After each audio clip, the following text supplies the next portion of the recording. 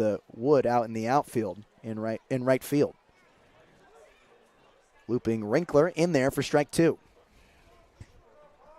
So 2-2 with 2 away here in the bottom of the first inning. Runners at the corners. Taylor Holder at third, Tollerman at first, and there's a swing and a miss and a strikeout to Jun Sung Park as he strands 2 runners on. But the Blues get 4 runs on 3 hits and 3 errors and have an answer for the Indians. It's 4-1 Blues heading into the second inning on the SLO Blues streaming network.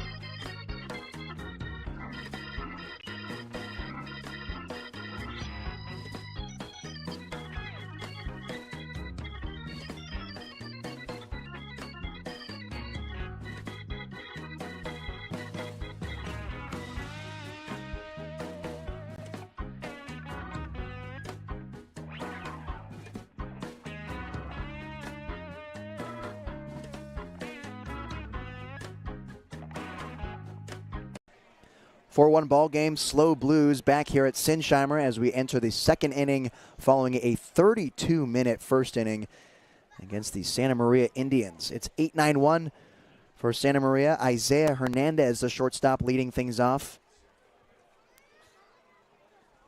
As playing in shallow is Park, as this one's flared down the left field line. Moving to his right is Navarro, and what a snag from the Michigan Wolverine.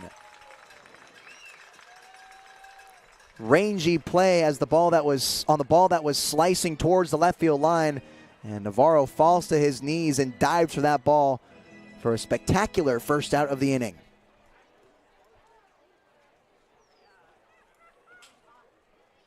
So 1 away off 1 pitch to Isaiah Hernandez. Announced the 9-hole hitter Julian Resendez, the second baseman for the Indians.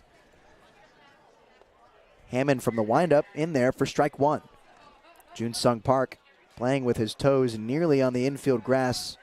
Middle infield playing deep. Tollerman at regular depth. Outfield shifted to the left with the wind blowing hard out down the left field line. Pulls that slider and skipping it in front of Button for ball 1. Taking a stroll around the bullpen, it's Matthew Gonzalez. He's starting to get hot here for the Blues. Doing some stretches. Hammond on the 1-1 in there for strike 2. Clips the bottom half of the strike zone with that fastball. Now the Westmont College Warrior looking for his 3rd K of the day against Resendez. Here's the 1-2. Tapped right back up the middle. Constantine's got it. Moving to his right. Throw to Tollerman in time for the second out of the inning. 2 straight out for Hammond. And a sigh of relief after the work he had to go through in the first inning, allowing 1 run on 2 hits. He was able to minimize the damage, though. He left the bases loaded after getting a pop out to Constantine at second and striking out Noah Duran. And he gets 2 quick outs here. Now it's the leadoff batter, Landon Mabry, who walked to begin this game and came around to score the lone run for the Indians. Here's Hammond on the 1-0. Breaking ball in there for a strike.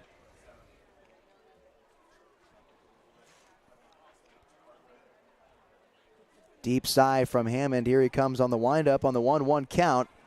There's strike 2 from the kid. The lanky right-hander committed to Westmont College next year, the 2023 NAIA champions, is up 1-2 against Landon Mabry. Here it comes, hard hit down the left field line, but foul. Just foul for June Sung Park. He was ready to make that play.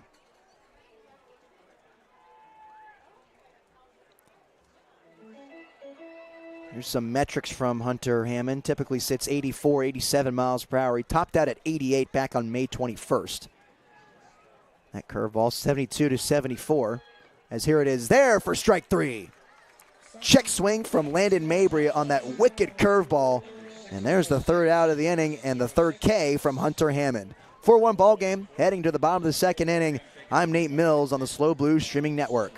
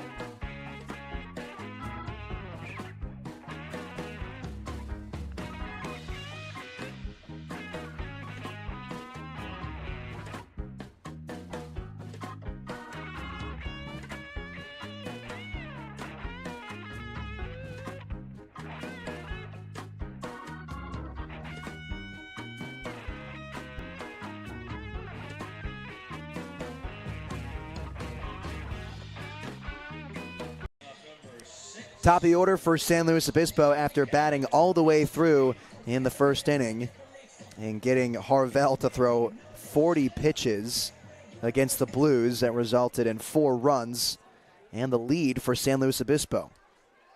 Gavin Constantine shows bunt and pulls it back for ball 1. Constantine, last time he was up, singled. It was originally scored as an error on the shortstop, but it has since been changed to an infield hit. So now the Blues have 4 hits with 2 errors. Little scoring change right there. As that run will be earned for San Luis Obispo. As Constantine takes a strike down the middle. Now in a 2-1 count, and he calls time. Last time Constantine got the start, it was Friday's game against the Indians, where he went 0 for 3 with 2 strikeouts. There's a big cut at that off speed for strike 2. Also had a walk, and he came around to score after reaching on the base on balls. From the windup, here's Harvell on the 2-2. Constantine looks at that slider that was awfully close, but a good set of peepers, and he's at a full count. 3-2. Breaking ball, that one's in there for strike 3. Gavin Constantine goes down looking as Harvell nips the corner with that slider.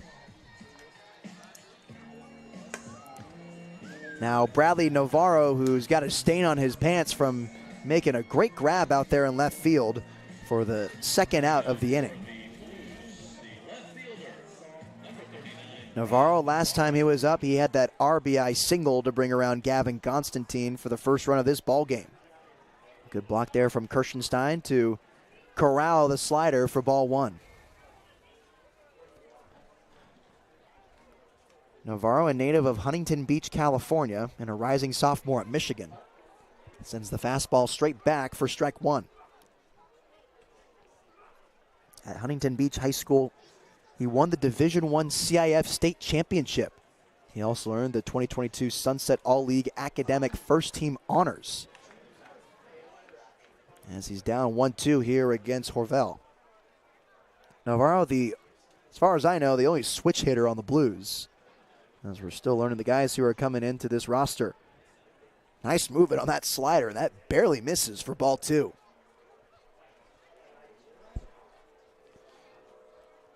So Navarro gets a call, and another opportunity here on the 2-2 count. That fastball skipping in the dirt. Now, back-to-back full counts here for Horvel. Here's the payoff pitch. Tapped right at home plate, and we'll do it again at 3-2. Navarro struggled his first year at Michigan. 11 hits and 60 at-bats. Did have a home run and a two-bagger in that time, though. 12 RBIs in those 11 hits as well. 3-2, sent out to left center field, giving chases Robles, and that's going to land for a base hit. Rounding third and heading into second base is Bradley Navarro with his second base knock of the day. One out double for the Blues, and there's a runner in scoring position for Jordan Lewis.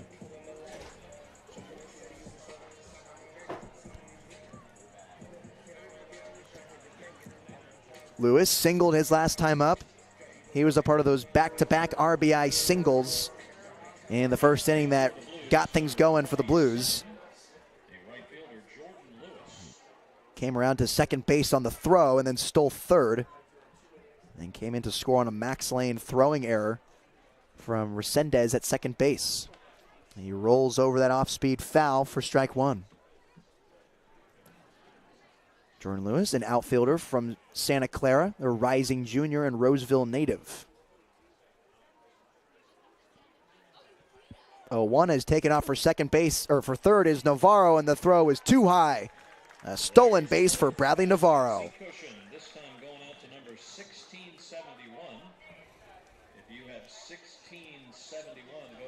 Navarro, not the best jump, but he was able to stride it out over to third base. And picked up a fair amount of speed to swipe the bag. 1-1 taken high for ball 2. Jordan Lewis, 29 hits and 112 at-bats. That's good for a .259 average last season with the Broncos. Holds up on the check swing for ball 3. 1 home run last year, 10 doubles and 2 triples.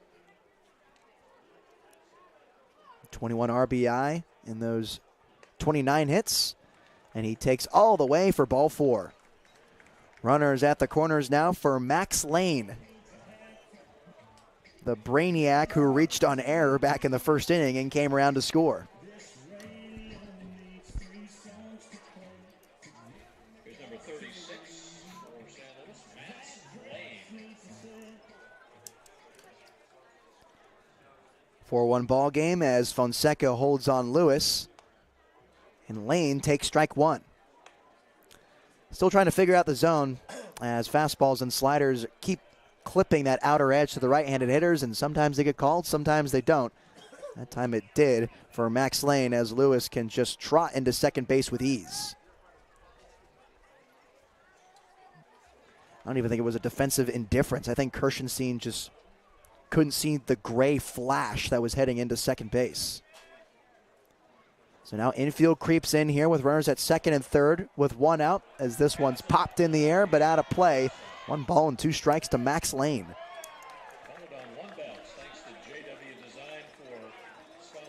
Jordan Lewis stolen base. It was inevitable, right? We talked about that 6'5", 60-yard dash speed. Very impressive out there on the base paths. Could be a problem for the Indians. 1-2 to Lane. Line down the left field line, but foul.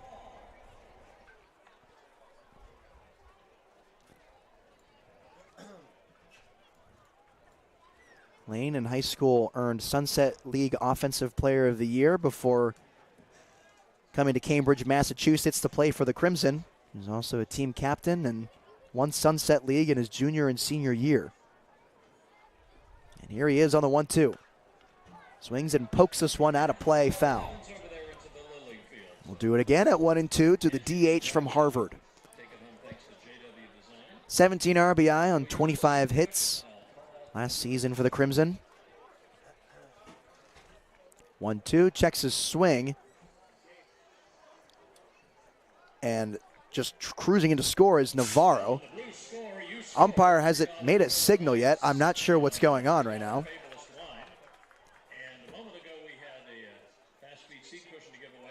Umpire signal to Max Lane. And it looks like he's going to send back Bradley Navarro.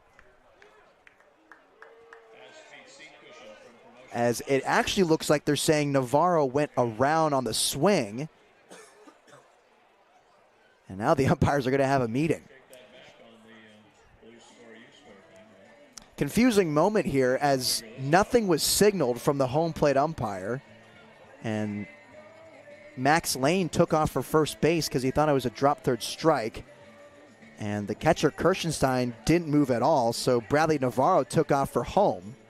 But now it appears that the home plate umpire is saying that Max Lane went around and that he's out and that Navarro shall go back to third. But they're having a meeting here, and Dean Traynor is ready to have a discussion with the umpires if the call does not go his way.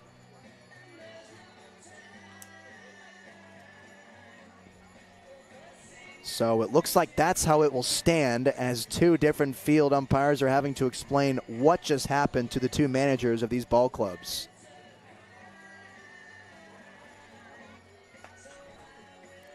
Head coach Martinez heads back to the dugout. Dean Traynor taking a little bit more time.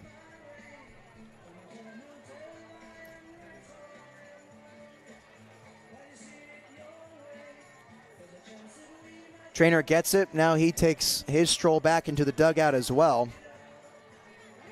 So Bradley Navarro, or excuse me, Max Lane is out. I'll go down as a strikeout. And Bradley Navarro will stay at third base.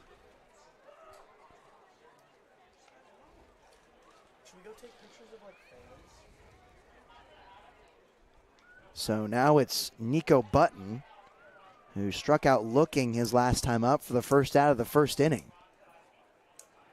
Now there's 2 outs away here with runners on second and third. Huge whiff of that slider for strike one.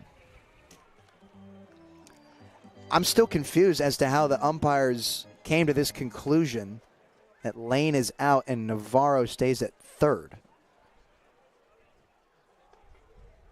Yanks in that slider away as the throw back to Harvell gets awry, but Hernandez is there to flip it over to him. Just a weird inning, man. It's just one of those things. As the left-handed hitting catcher digs in a 1-1 count to Harvell. Playing in is Gomes.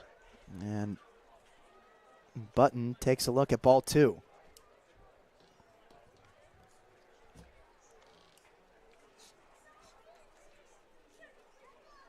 Here comes Harvell. Slider in there for a strike.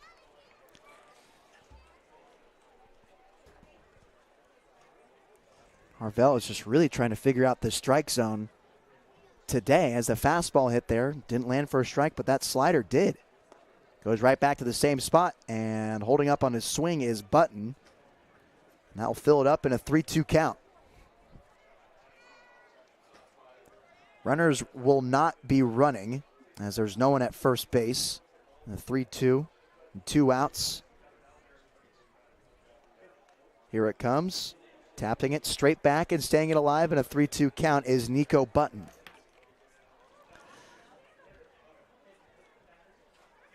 Button didn't play in his freshman season at Cal Berkeley, but he's a rising senior now with the Golden Bears after playing in his sophomore and junior years. As this one sharply hit into center field, there's a base hit. Easily coming around to score is Navarro. Here comes Lewis right behind him. A 2 RBI single for the Golden Bear, Nico Button. Thanks to our friends at Injectors Direct and Club Cannon for sponsoring. 2 more runs, and it's now a 6-1 lead for the Blues off the nice piece of hitting from Nico Button as he advances to second base on the throw.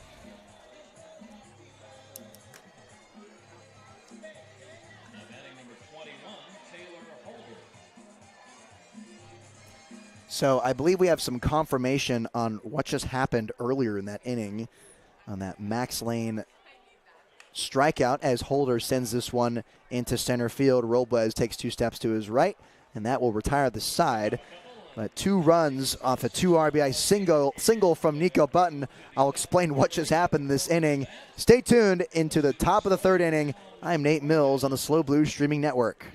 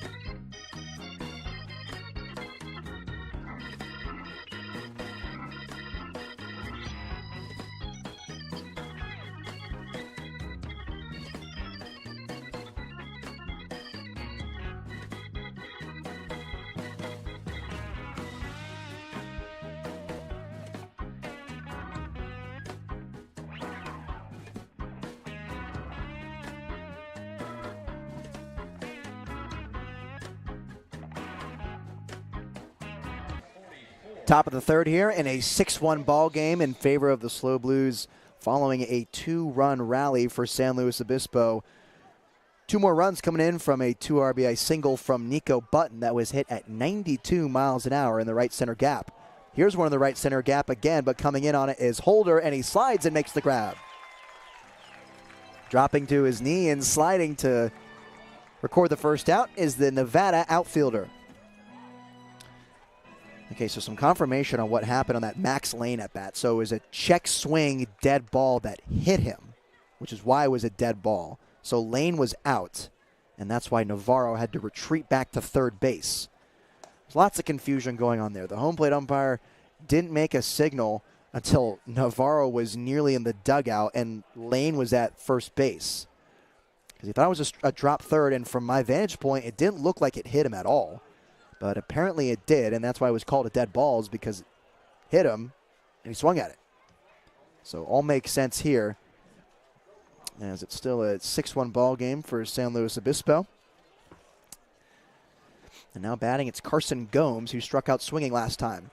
Disgusting swing from Gomes for the first strikeout of the inning. There's a bottle of hot sauce going out to number 1646. And wow, Hunter Hammond just really tied him up on that curveball. And now Gomes will take the walk back to the dugout for the 2nd out of this inning.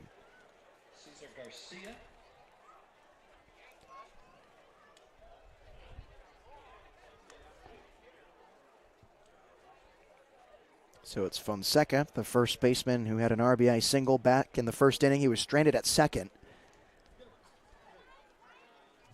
Drove home that only run that the Indians have scored, as this one sent into left base, hit for the first baseman.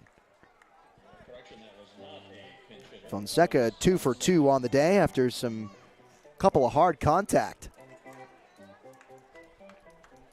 2 knocks and a 2-out base runner for Santa Maria as they're trying to cut into this 5-run deficit here in the 3rd inning. J.B. Kirschenstein, the catcher for Santa Maria, walked in his first time up, and he digs in here in the 5-hole with 2 outs away and a runner on. Hunter Hammond brings it home for ball 1. Tollerman holding on Fonseca at first. Fonseca, very short lead. This one's dribbled right behind the batter's box and foul for strike 1.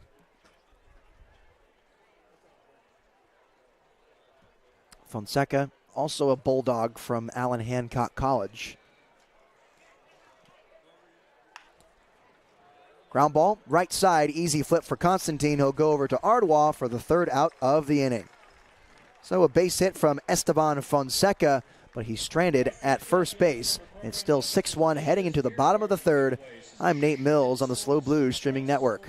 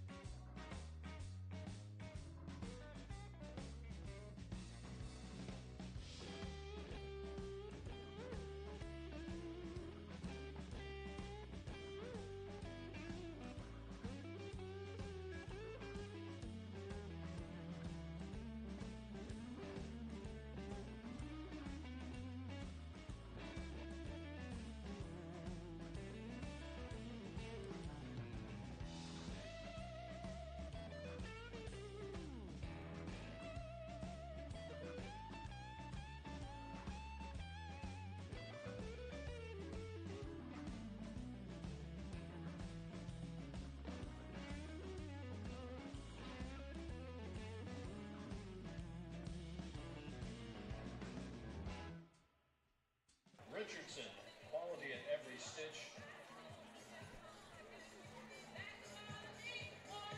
And at the plate now, Zach Tollerman for the Blues.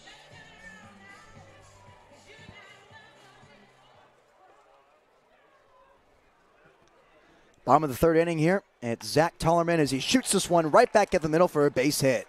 ZT on the first pitch and a leadoff single for San Luis Obispo. I'd like to remind you that this half inning is brought to you by Plan Perfect Retirement. Be sure to contact Sherry Tollerman at planperfectretirement.com. Plan Perfect, corporate retirement plan specialists. So now the kid from Louisiana, Sam Ardois, who struck out his first time up, digs in here now with a base runner after a nice swing from Zach Tollerman on the single. That's his 2nd base hit of the day, by the way.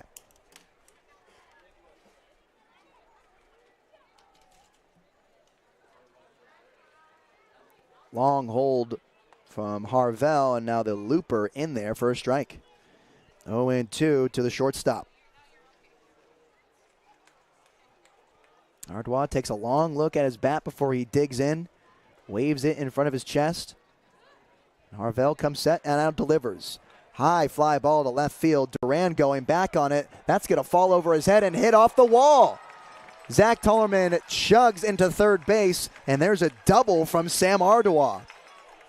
Wow, did that just take off in the air?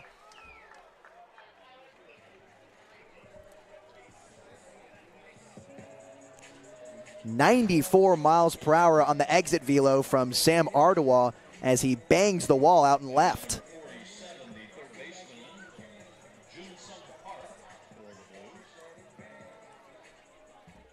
So now runners at 2nd and 3rd for San Luis Obispo. It's June Sun Park. He struck out swinging his first time up.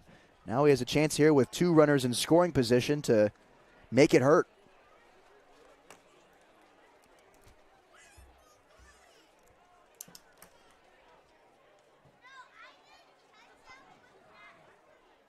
Oh, 1 to Park in there for strike 2. And I just can't stop marveling at the jet stream effect of Sam Ardois. That ball was hit hard, but I thought it just got a little underneath it. And that wind just carried it off the wall.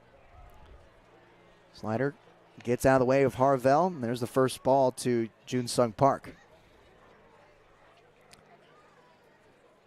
Park named the 2023 IMG Academy Top Hitter and Gold Glove Award winner his senior year in Florida.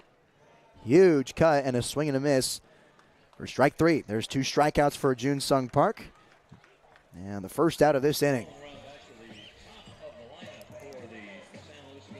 So after back-to-back hits, Park is retired on strikes, and we'll flip it to the top of the order for Gavin Constantine, who struck out swinging his last time up, but he singled in the first inning. Fastball getting away for ball 1. That's the 6th strikeout to Blues hitters in 2 1/3 innings. 1-0. Looping slider in there again for a strike. And the Blues hitters at some point are going to have to do damage on that slider.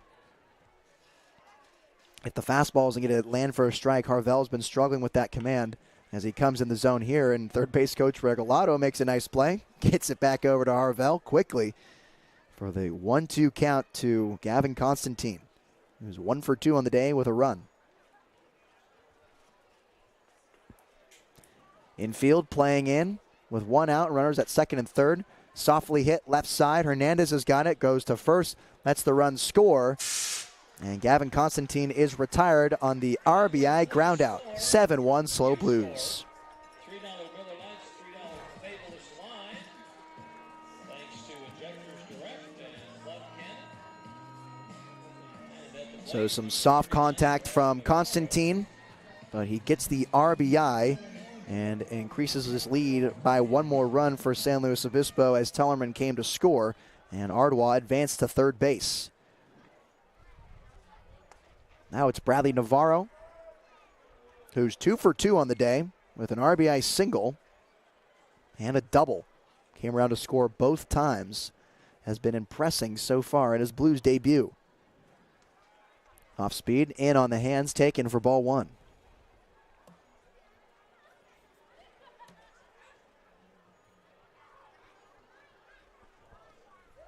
Here he is on the 1-1.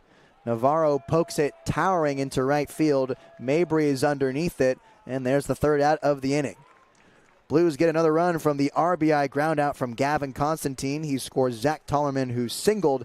Also a bomb of a double from Sam Ardois, who gets stranded at third base. It's 7-1 Blues as we say hello to Ryan Giacomini in the top of the 4th inning. I'm Nate Mills on the SLO Blues streaming network.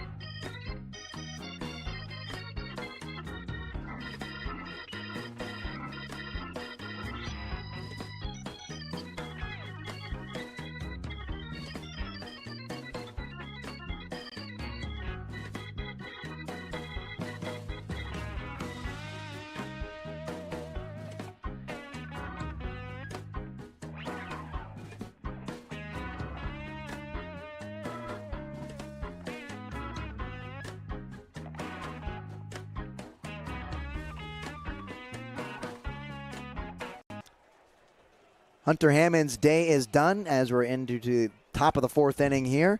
A 7-1 ball game. SLO Blues winning this one against the Santa Maria Indians. And a new arm in Thomas Harper. Final line on Hunter Hammond. 3 innings pitched, 3 hits, 1 run, 2 walks, 4 strikeouts. As Ryan Giacomini, my color broadcaster, joins me in the booth. Ryan, what did you see from Hunter Hammond in his outing today? Yeah, I saw a lot of what we've been seeing early in this year. This is his third appearance, third start. A lot of dominance. He gives up a few hits here and there, but doesn't give up a ton of runs. And what we were seeing a lot in the first inning was the command issues. It was really getting away from him in that first frame, but then he was able to straighten it out in the second and third. What do you think worked for him there? I think it was more just calming down a little bit, getting ahead of himself against this Indian team, which they've beat up pretty bad. As swinging and missing at strike 3 is Danbury, who they've been beating up pretty bad recently. He's a little ahead of himself, probably trying to overthrow it and just show off his stuff. He calmed down a little bit, then was able to find the zone. Yeah, and Hammond's got to trust the stuff that he's had. We're posting it on the PBR California, the local scouts in the area, posting his highlights on Twitter. And that's a better angle than we have up here in the press box. But it's pretty nasty. I mean, the changeup is good, curveball is good, fastball's got some good life to it. Living in the upper 80s. He'll do well at Westmont College, but he's just got to believe in that stuff here with in the CCL. So now it's Thomas Harper who's into relief, the Illinois State Redbird, who has pitched in 58 2/3 innings in his 2 years at Illinois State. It's a 7.82 ERA as the 0-2 misses downstairs for ball 1. So Jerem Damry went down on strikes, the DH batting in the 6 hole. So now it's the left fielder Noah Duran waving that colorful bat behind his white helmet. Huge swing and a miss for strike 3. Back-to-back Ks swinging for Thomas Harper, and there's 2 away. Our first time seeing Harper this summer, and impressive so far. 7 pitches, 2 strikeouts. Have these Indian hitters kind of in between the fastball and the little bit of off-speed that we've seen. And he got Duran to go fishing after that off-speed, that changeup in the dirt away. Good job getting some uncomfortable swings on that out pitch. As sneaking the fastball by Isaiah Hernandez for strike 1 is Thomas Harper. Harper in those 58 2/3 innings at Illinois State racked up 47 Ks and 35 walks.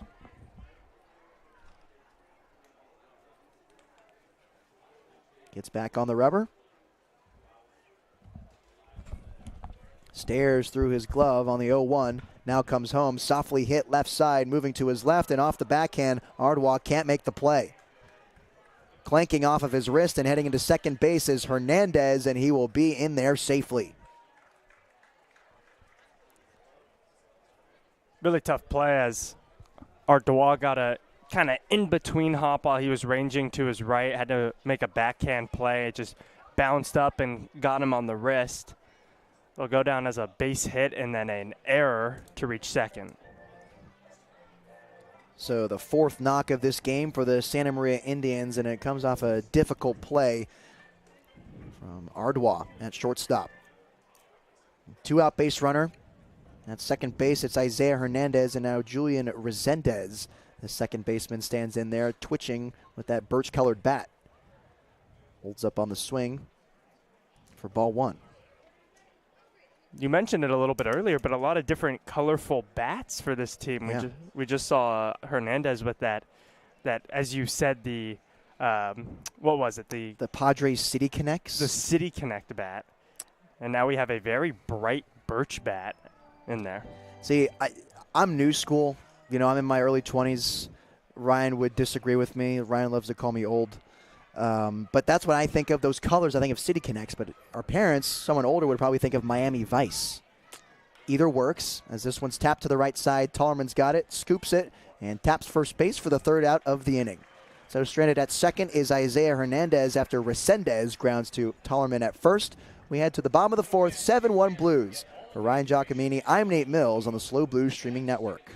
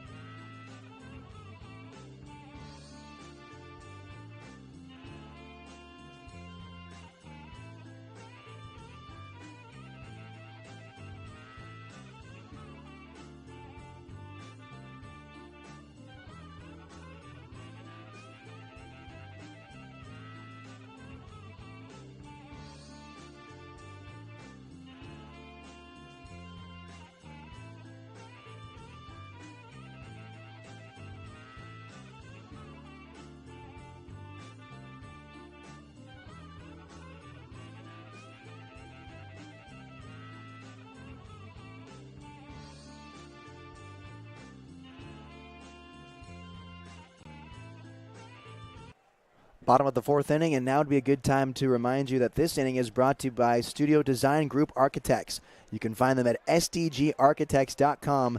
Studio Design Group Architects. For 40 years, they've designed buildings with one thing in mind: people.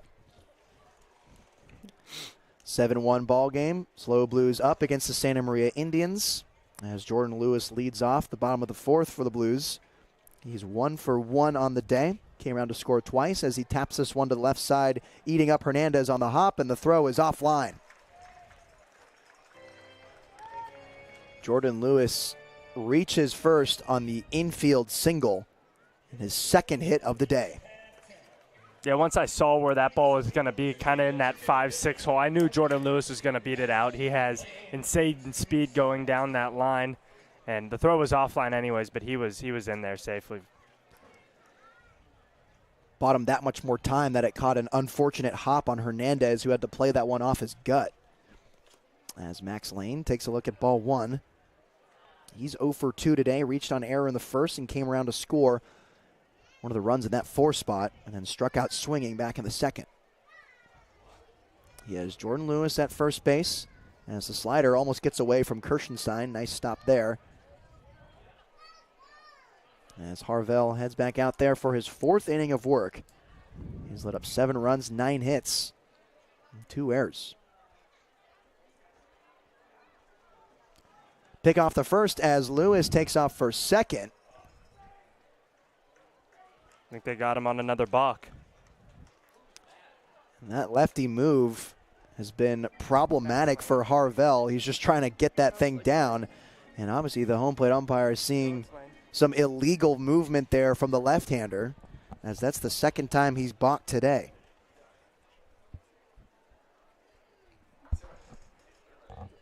Kicks and fires on the 2-0. Max Lane takes outside for ball 3.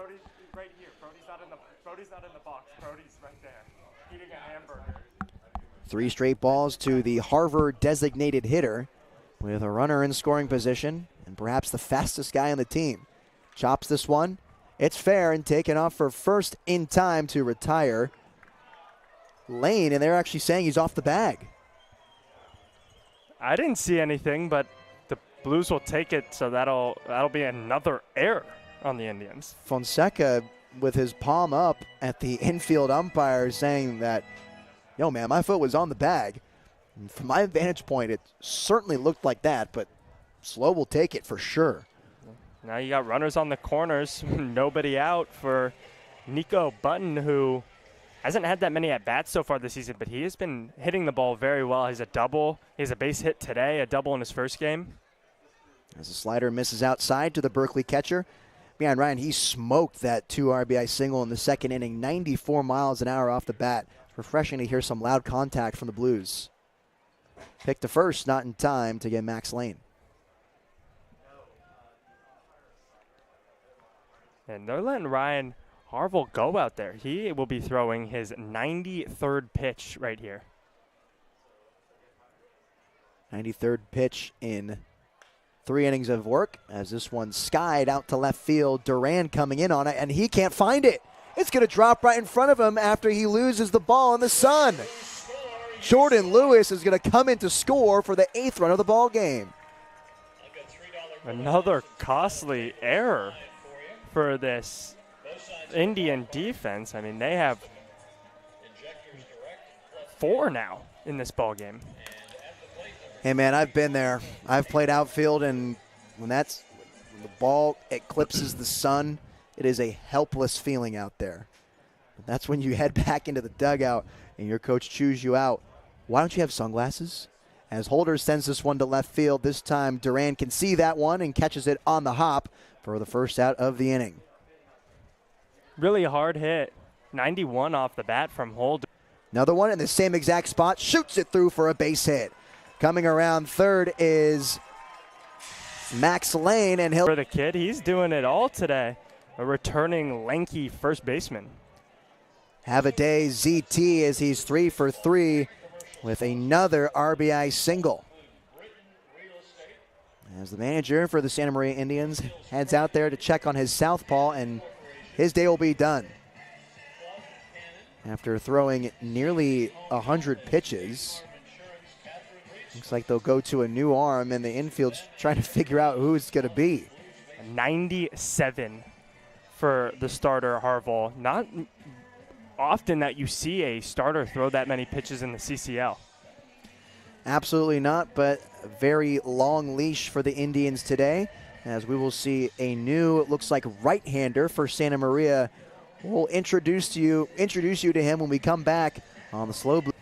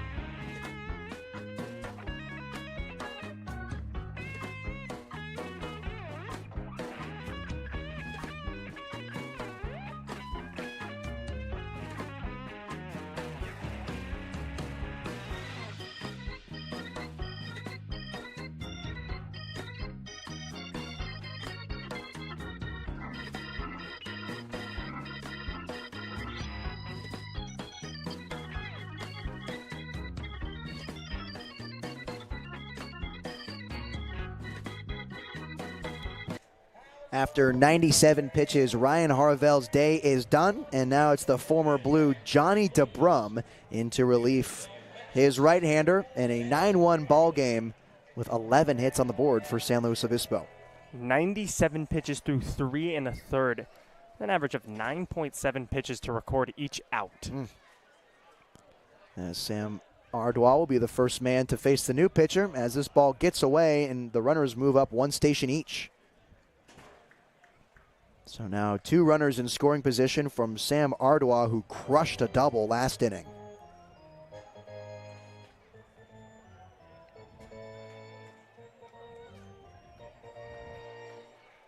Ardois 1 for 2 on the day with that aforementioned double and the strikeout in the first inning.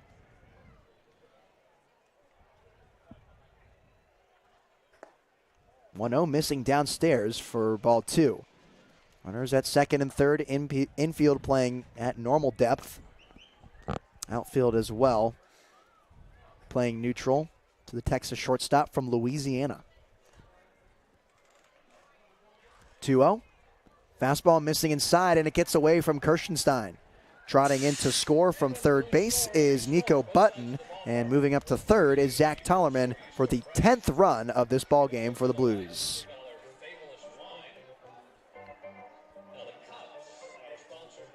Unlike Kirschenstein, from what we've seen in the 2 games he caught previously, that ball just flew off his glove and scores a run for the Blues. Yeah, he's been a nice brick wall back there for the Indians, and kind of an uncharacteristic moment there for JB as that one got away from him, and there's ball 4 to Sam Ardois, reaching base safely for the second time today on the 4-pitch walk.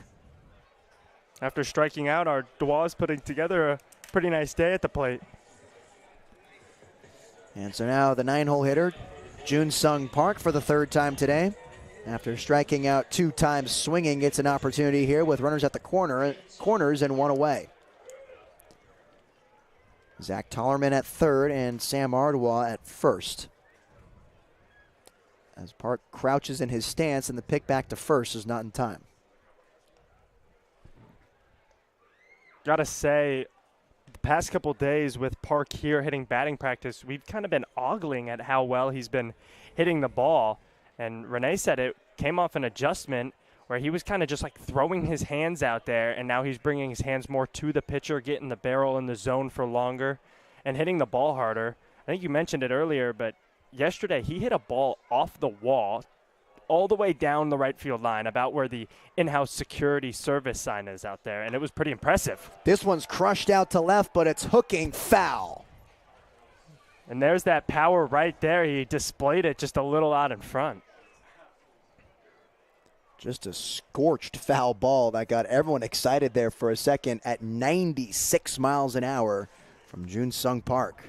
But exactly the power I was just talking about. And then Friday we saw him hit a ball off the C train out there in left field. It's been truly remarkable to watch him hit in batting practice and finally getting an opportunity today. Pick back to first, and Ardois evades the tag and takes off for second. Now the throw to second, and he's out. Looks like Ardois got tripped up diving back to first, and he was able to swim away from Fonseca's glove.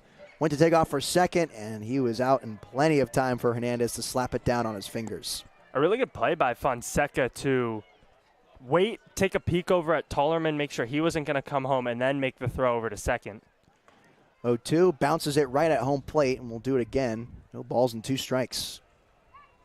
I think that swing right there was more of what Renee was seeing in practice on Thursday.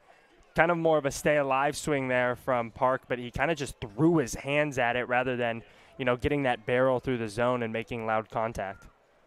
0-2 to June Sung Park with a runner at third and Zach Tollerman. Uncomfortable swing for strike 3. Drop third strike, they'll go to first, and they'll retire Park for his 3rd strikeout of the day. Zach Tollerman gets stranded at third, but a 3-run inning makes it a 10-1 ball game.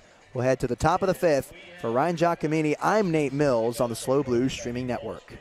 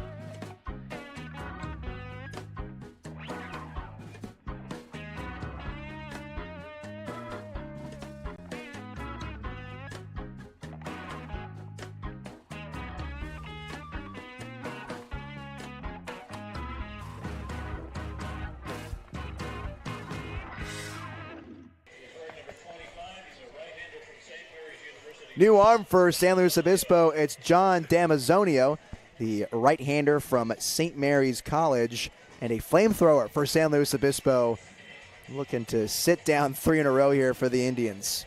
Coming into relief, Thomas Harper, who just came in for 1 inning and got 2 strikeouts, 1 single, but only saw 4 batters in the 4th inning for the Santa Maria Indians.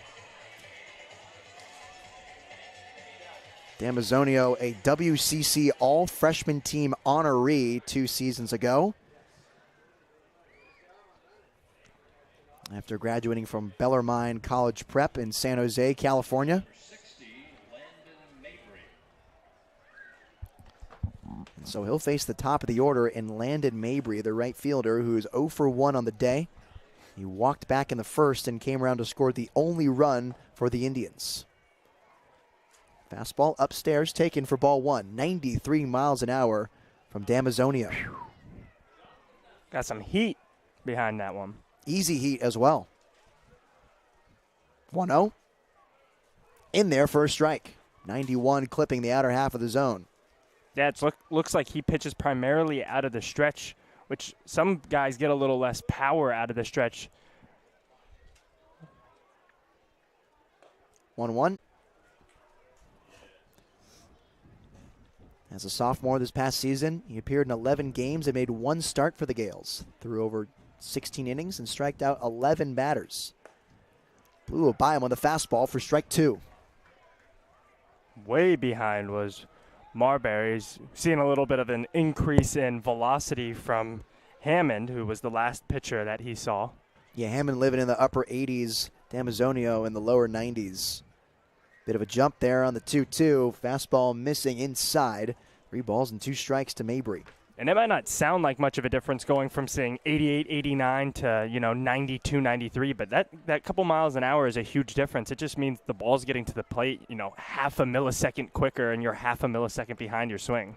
Payoff pitch is taken for strike 3. John Damazonio strikes out the leadoff batter for the first out of this inning and the first K of the day. Good pitch there on the outer part of the plate.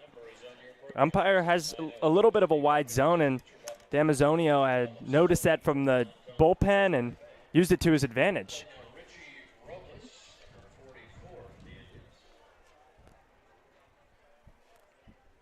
92-mile-an-hour fastball with 11 inches of horizontal break.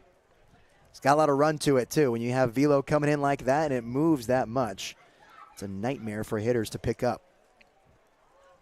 And that's something we were talking about with some of the guys today while they were hitting in the cages. Yesterday, we saw 2 guys from TCU, the first one throwing, 95, 96, topped out at 97. And they said that he was actually easier to hit than the second guy they faced, who was throwing, 92, but had a ton of run on his fastball. His slider was filthy. They're saying some of his stuff was almost unhittable, where the flamethrower that they saw at the very beginning was hittable because it was so flat.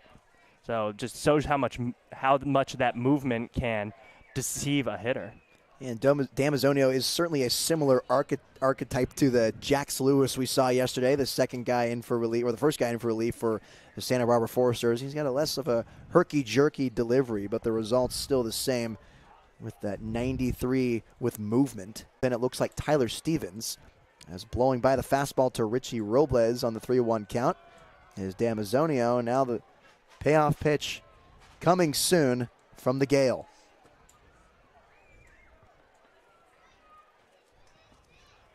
3-2, here it comes. In there for strike 3. Got Robles looking for the second out of the inning.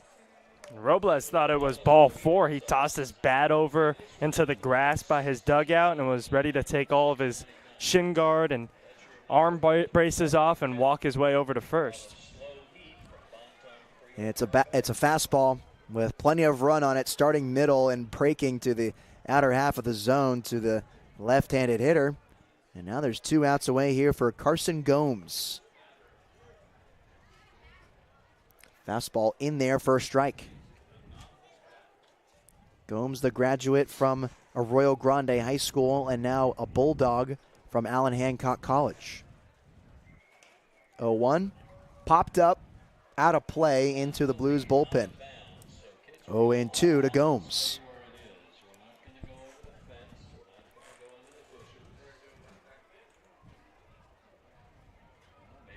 Steps back into the box quickly with 1 batting glove on his bottom hand is Carson Gomes as he awaits Damazonio on the 0-2, and there it is for strike 3.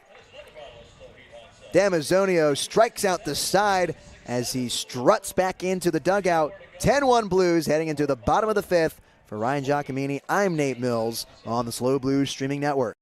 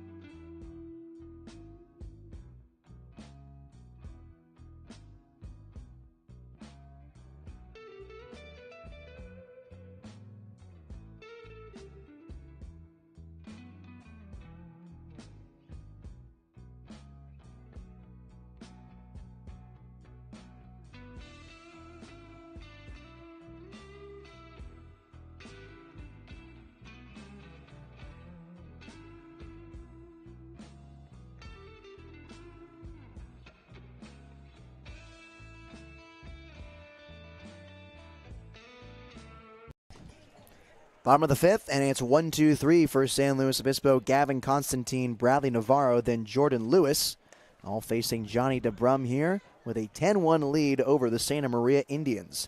Gavin Constantine is 1 for 3 on the day. Base hit back in the first, struck out swinging the second, and grounded to short in the third. And there for strike one. See if Constantine can get it going a little bit after he had the base hit and came around to score on the first. Strikeout and a ground out. 1-1 set into center field. That's a base hit. Second hit of the day from the infielder from St. Bonaventure. Nice swing and nice contact from Constantine at 91 miles an hour coming off the bat. And some very nice signs of life, and a key to the game that I had on Friday heading into the matchup against the Santa Barbara Foresters. When you're playing a team like the Santa Maria Indians that leaves it in the zone like they do, for the Blues, the sign of a healthy offense is to hit it hard to all fields, and they've definitely done so tonight, living up the middle. This one's hit, one hopper, gets through Resendez. Nico Button with his third hit of the day. This lineup is coming through as Bradley Navarro is showing off for these Blues fans. And yes, excuse me, that was Bradley Navarro, his second single. He pairs that with his double as well that he had in the second inning. Now Jordan Lewis, who's reached base safely 3 times here with runners on first and second, wants to keep the streak alive with no outs. Bender in there for a strike. Good pitch there from DeBrum. DeBrum comes set, takes a look at his glove, now peeks at home, kicks and fires, missing away on that fastball for ball one. Blues looking to tack on some more runs here in the bottom of the 5th inning. What has felt like a day-long game. We're just in the bottom of the 5th inning. 1-1 breaking ball in there for a strike. Now 1-2 is Jordan Lewis. That pitch had a ton of movement, almost 2,400 RPMs. Ton of spin on that ball. 1-2 to the Santa Clara outfielder. He nubs it right back in the netting, staying alive with 2 strikes. Lewis with 2 stolen bases on the day. Came around to score 3 of the 10 runs that the Blues have put up today. He's been getting around in all different ways. 2 base hits, a walk, a stolen base, 2 stolen bases, got to second on an error. moved over on a balk as he takes strike 3. And that's a call that has not been getting the attention of the umpire all day, but all of a sudden, Jordan Lewis goes down on strikes. And it looks like there's a pinch hitter coming in for Max Lane. It's Bryson Hoyer, left-handed hitter from Saddleback College.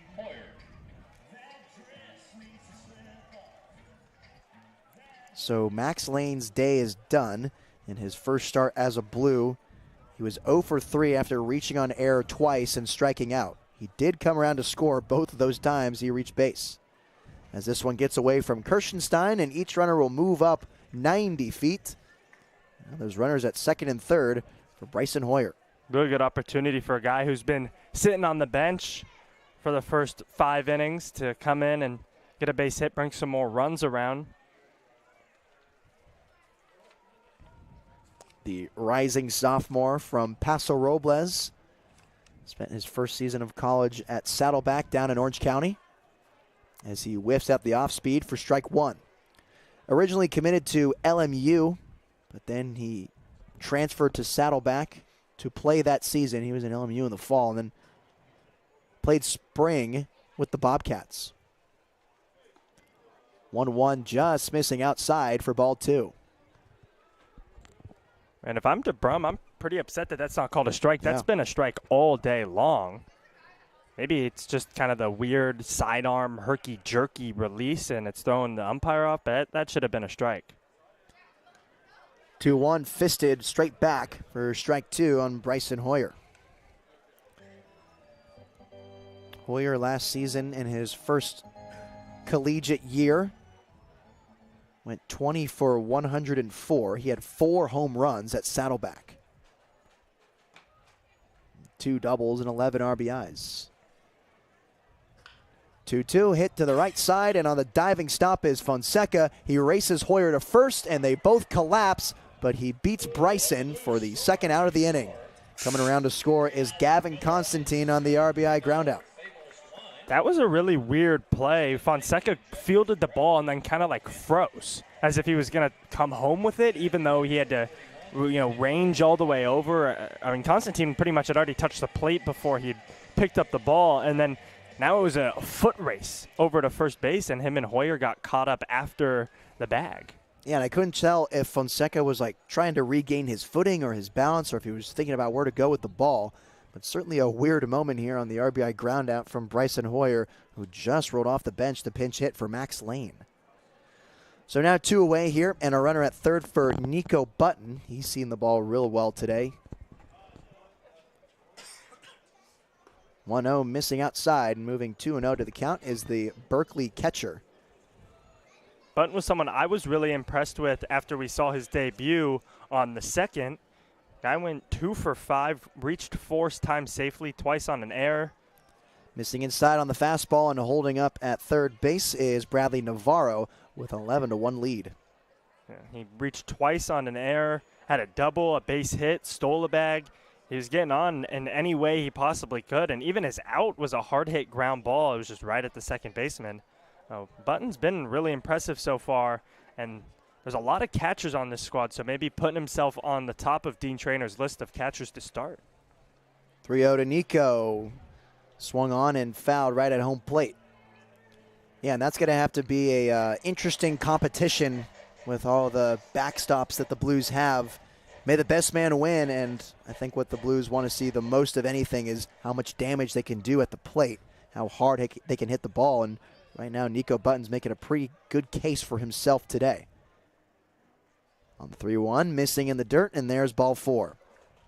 Button reaches base safely for the 3rd time today on the 5-pitch walk that keeps this 2-out rally alive. Yeah.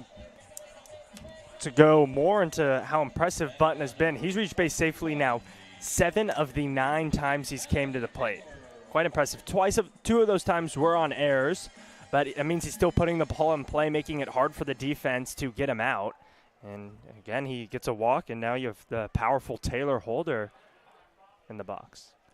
Holder slowly starting to hit balls harder like we know that he can in his time at Nevada, where he did some pretty significant damage there with the Wolfpack.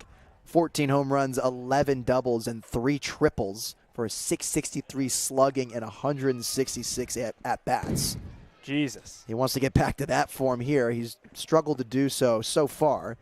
He got a step closer with his line out to left field in the 4th. It was a little louder sounding contact than most, and he also flew out to center, just got a little underneath that one. And he wants to break through here with runners at the corner. Runners on the corners here.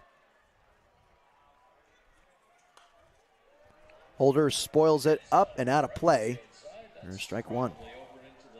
Holder has been talking about how it's a little bit of a big difference between Reno and here. You know, there's such high elevation. He's using an aluminum bat, and now he has to use a wood bat at almost sea level here in San Luis Obispo. 2-1 to Holder, misses way outside for ball 3.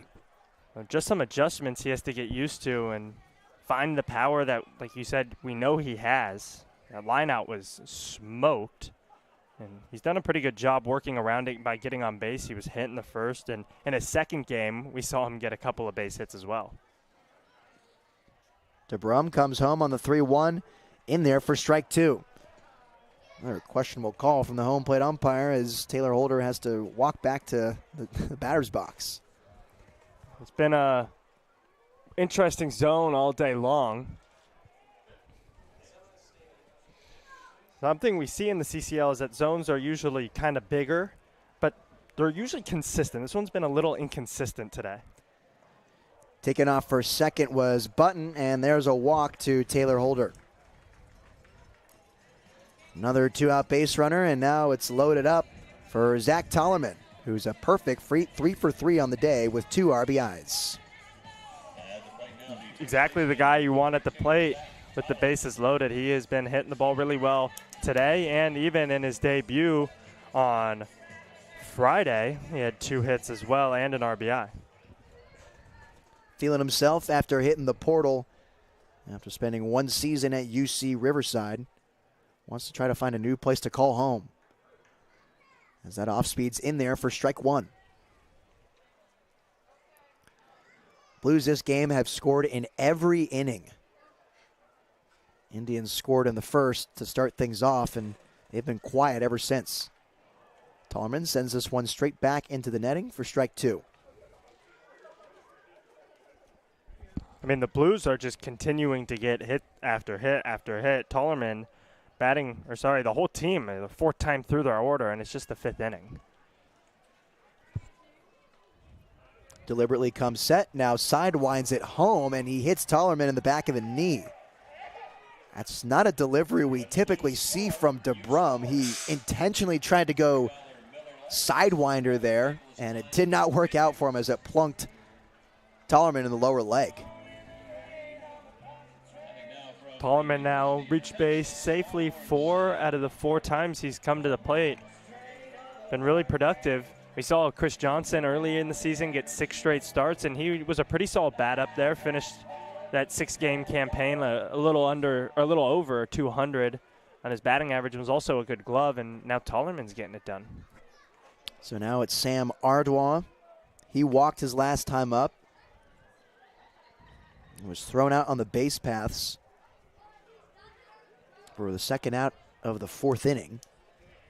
But back in the 3rd, he smoked a double over the head of Duran.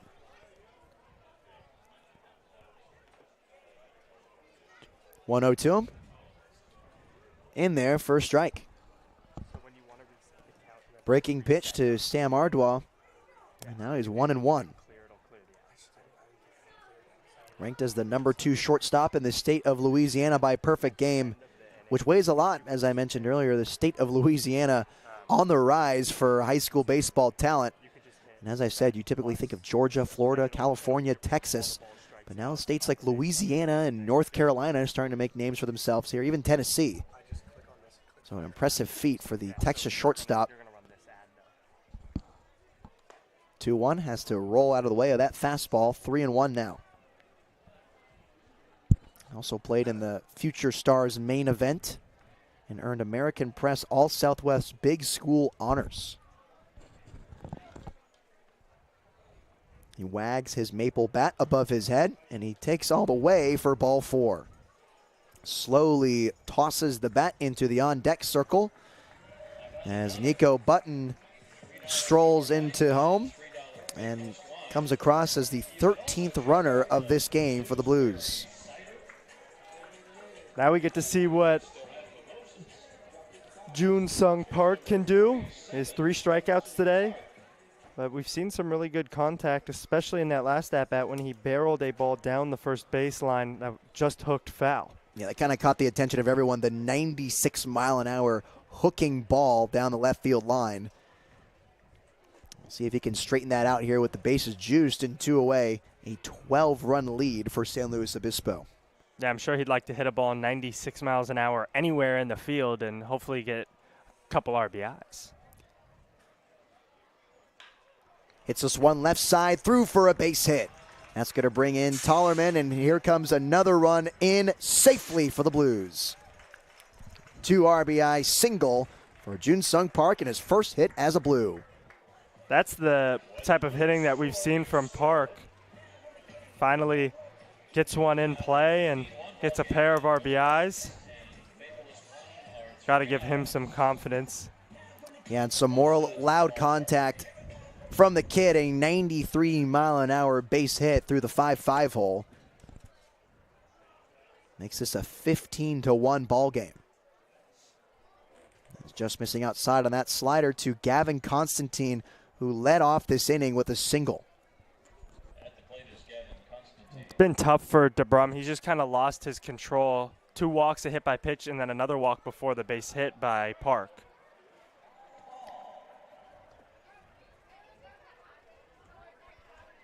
He came into this game, he got the 2 singles, and they both came around to score, but after those 2 outs, walk, walk, hit by pitch, walk, single.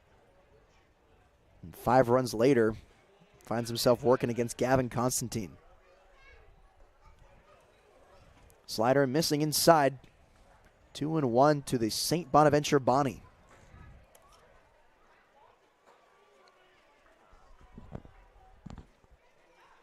Gavin, a business major at St. Bonaventure and brother to Cam Constantine, former Blue from last season. Ducks out of the way of the fastball up at his eyes. 3-1.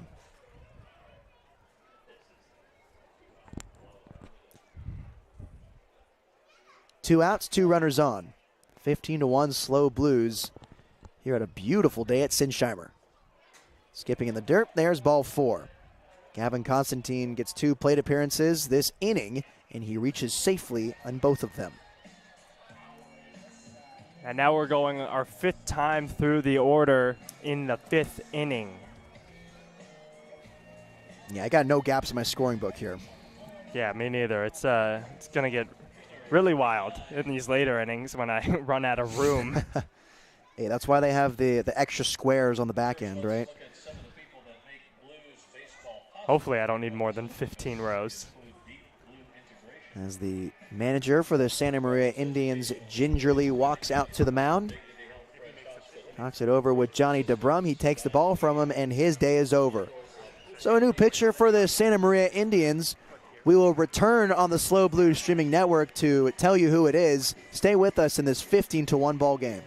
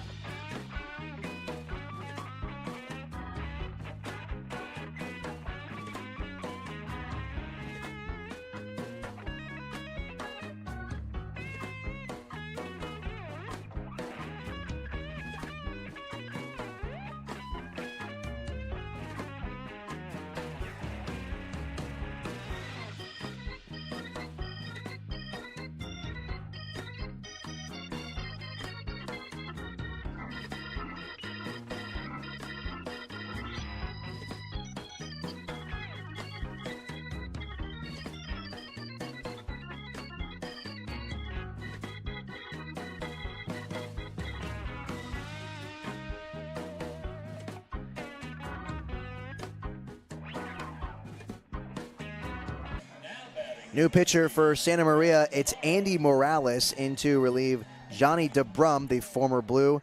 His day is now over after a 5-run inning here in the bottom of the 5th. The Blues have scored a different amount of runs in every inning this game.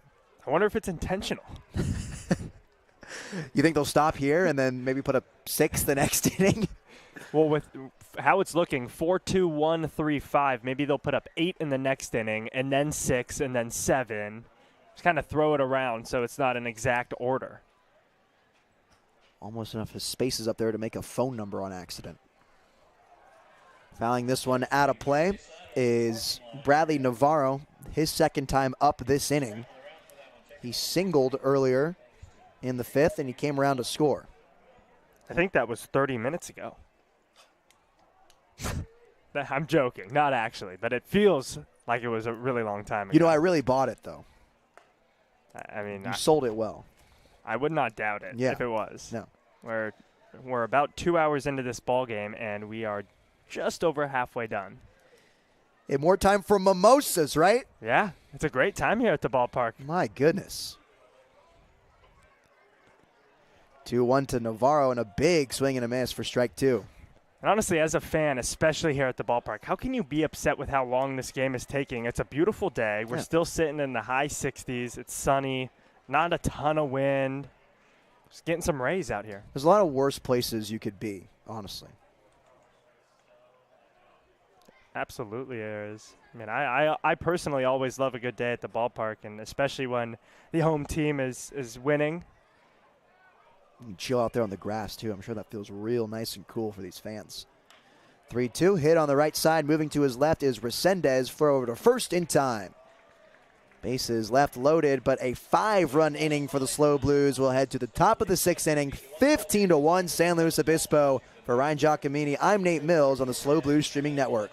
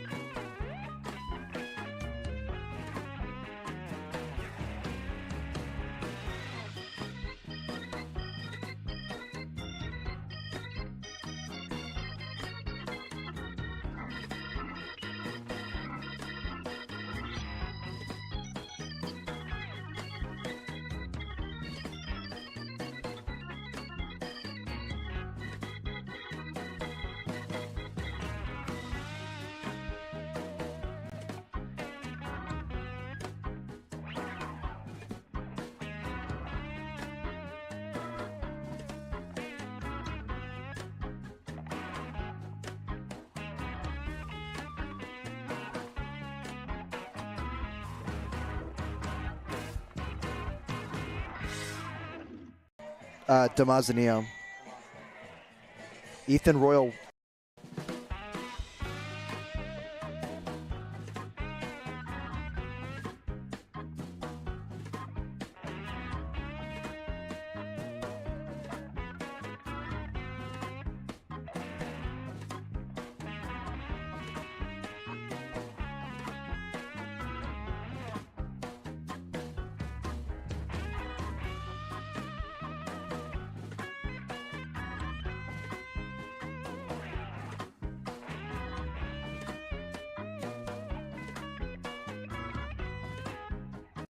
Let me tell you all something.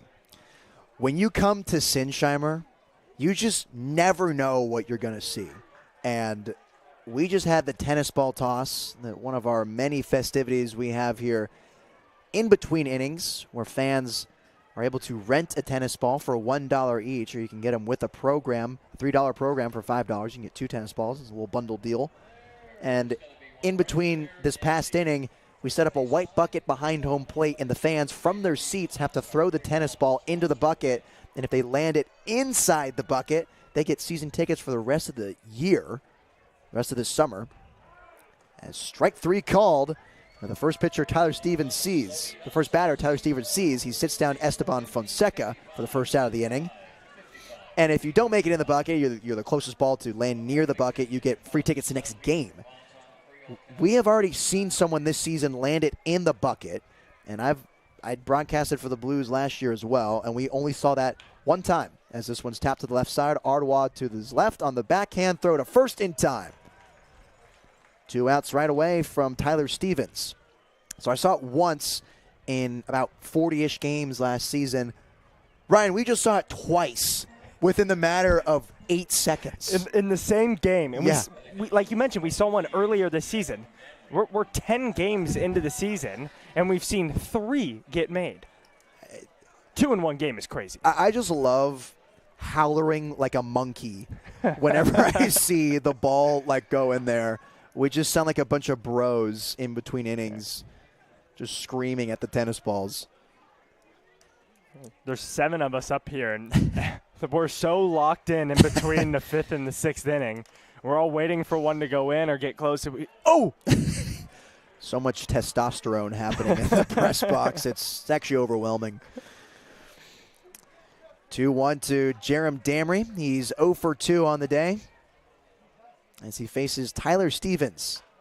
Chops this one, right side, Tollerman's got it. Flip over to Stevens. There's a foot race at first, and at the photo finish, Tyler Stevens wins. 3 up, 3 down for the Santa Maria Indians. We'll head to the bottom of the 6th. For Ryan Giacomini, I'm Nate Mills on the SLO Blues Streaming Network.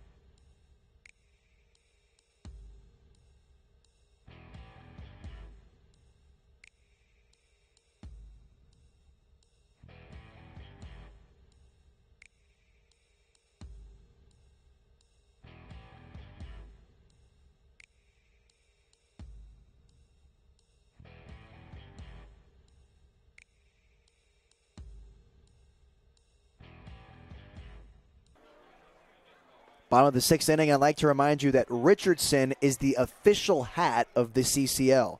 That's right, everyone in CCL play this year will be wearing Richardson branded hats. Happened yesterday in the Blues games against the Foresters. Lewis sends this one to left center field. Going back is Robles and Duran, and neither of them can make the grab. A miscommunication, and they run into each other as Lewis heads into third base with a leadoff triple. Good piece of hitting. That ball jumped off the bat, and then it kind of died out there in left center field. I thought it was going to have a chance to get to the wall. 86 miles an hour off the barrel from Jordan Lewis, and oh, baby, a triple. Please never do that again. Nate, I love you, but don't do that again. You don't play COD like that? No, I do, but I mean, we're not in 2016 anymore. I know you love reminding me about that every chance you can get. Those are my glory days. I was in 4th grade. An ongoing joke about how much older Nate is than me. He's not that much older. It's about 2.5 years. But it's just a running joke between us. So I have to give him hoot and holler at him whenever I can about it. So after the Jordan Lewis triple, Bryson Hoyer digs in for his second time today. Skips in the dirt, tells Lewis to hold up at third for ball 2. You never watch the Major League Gaming edits? Like I said, when I was in about 4th grade. Shoot, man. 2-1 to Hoyer, sent straight back. To get more back on the topic of baseball, Jordan Lewis has started in a couple of games now. He has a triple today. Yesterday he pinch hit, struck out. And then in the other game that he has played in, he had a hit and 2 walks. So he's been really productive at the plate. 2-2. Hoyer looks at ball 3, now fills up the count. Not to mention, Lewis today is 3 for 4. He's scored twice. He's stole 2 bags. He has an RBI. He's walked. And he's also struck out looking in between all of that. Making a case for himself to cement his place in the top of the order as Bryson Hoyer walks. Took some close pitches, spoiled some off, and a good AB from the Saddleback College Bobcat as there's runners at the corners for Nico Button, another guy who's been pretty productive for San Luis Obispo this season. Yeah, I talked about it the last time he was up, but I've really liked how he's been hitting. He's got on base 7 of the 9 times that he's came to the plate so far this summer. Button sends it the other way, through for a base hit. Another allowed contact for the Berkeley catcher, and this time it brings home Jordan Lewis for the 16th run of the game. Make that 8 of the 11 times he's come to the plate. He's getting it done out there. 3 RBIs, 3 base hits, a walk, a pair of runs. Not the loudest contact we've seen all day, just 83 off the bat, but gets over the head of the third baseman Gomes and brings in a run. Third knock of the day for Nico Button, and he's just got such a good swing up there. Going the opposite way as a lefty. Looking real nice, the Blues catcher. As Taylor Holder takes ball 1, skipping in the dirt. And the Blues continue their streak of scoring in every inning. I think we're missing a 6. We have a 1, 2, 3, 4, 5. So this is destined to be a 6 here in the 6th inning, right? Yeah, just nothing below 5. Holder watches that one bounce on top of the plate for ball 2. With all the power that Taylor Holder displayed at Reno, he could make this inning a 4 with 1 swing of the bat. Nico Button at first after the RBI single that brought home Jordan Lewis, and Bryson Hoyer at second after walking. And Taylor Holder searching for his first hit of the day. 2-0, towering out of play. Heads up on the first base side. We talked about how Holder has struggled to hit his stride early in this Blues season, and I'm sure he would like to join the hit parade today against the Indians, as he's the only guy in this lineup besides Max Lane who got pinch hit for by Bryson Hoyer, and Bryson Hoyer himself did not have a hit. As he looks at the 2-1 fastball for a strike. Yeah, like I mentioned, he's just getting adjusted to the different environment and atmosphere here at Sinsheimer, and once he does, it'll be electric stuff coming off his bat. 2-2 to Taylor Holder. Sends it straight back just to the right of the press box. We'll do it again at 2 balls and 2 strikes. Hit by pitch, a fly out to center, and a hard line out to left. After that, a walk for the Reno outfielder today, former Oregon Duck. 2-2 again, swings and misses, strike 3. So Taylor Holder goes down on strikes, and there's the first out of the inning. Just put a big swing on that 2-strike pitch, and wasn't expecting the inside fastball, but it came and he swung right over it. So now it's Zach Tolliman. He's reached safely in all 4 of his plate appearances today. 3 base hits, 2 RBIs, a run scored, and a hit by pitch. Wanted to keep that streak alive today. Swinging first pitch just over the fastball for strike 1.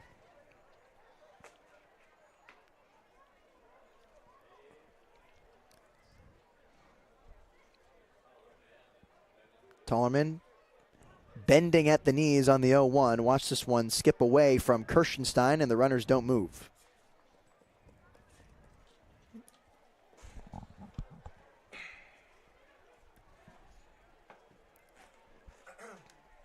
Zach Tolliman is one of just 4 players in Cuesta College history to be named All-State twice.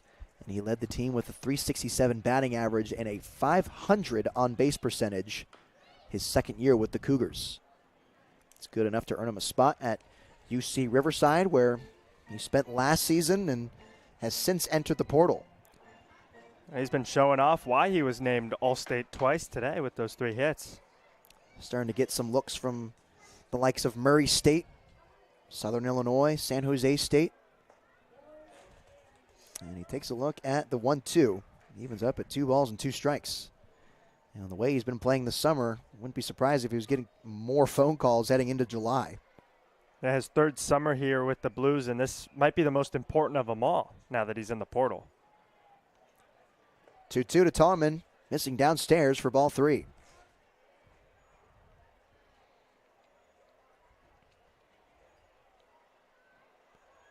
ZT steps in with batting gloves, something he didn't have last season. But he did have that white arm sleeve as this one skips in the dirt for ball 4. Zach Tolliman walks to first base. After the walk and the 5th time this game, he reaches base safely. Manager for the Santa Maria Indians struts out to the mound. Talk it over with his right-hander. We had a fun conversation with some of the guys prior to the game talking about batting gloves. It was Bryson Hoyer, I'm not mistaken, who had a really nice brand new pair of batting gloves. It was Bradley Navarro. Bradley Navarro, my bad. And some of the other guys were talking about how they didn't like that brand of glove because, you know, you can't feel the bat as well.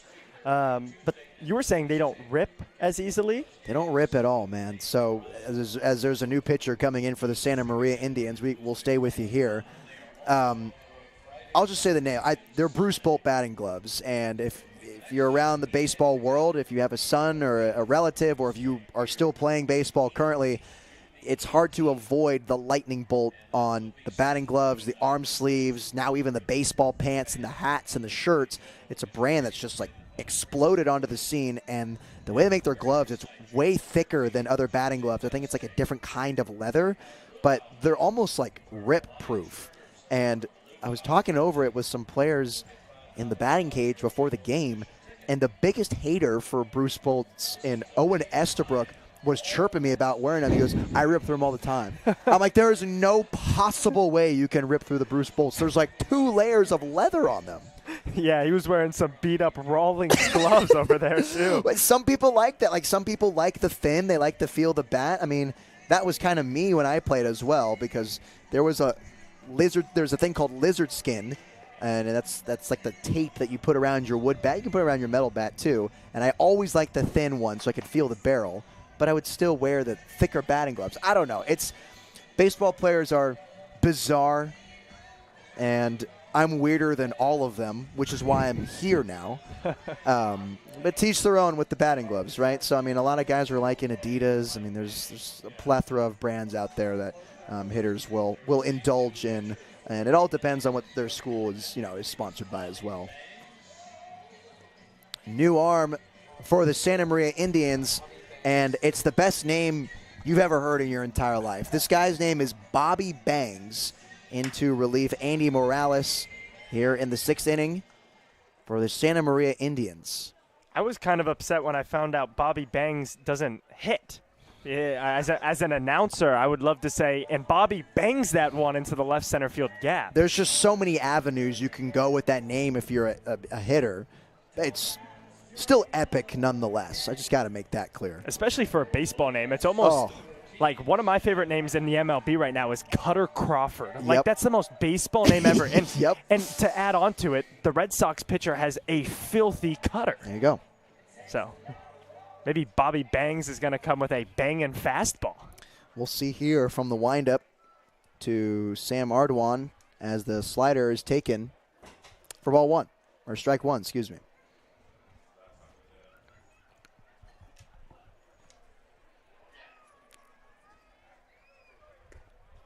Ardoin takes a look at the fastball inside at 75.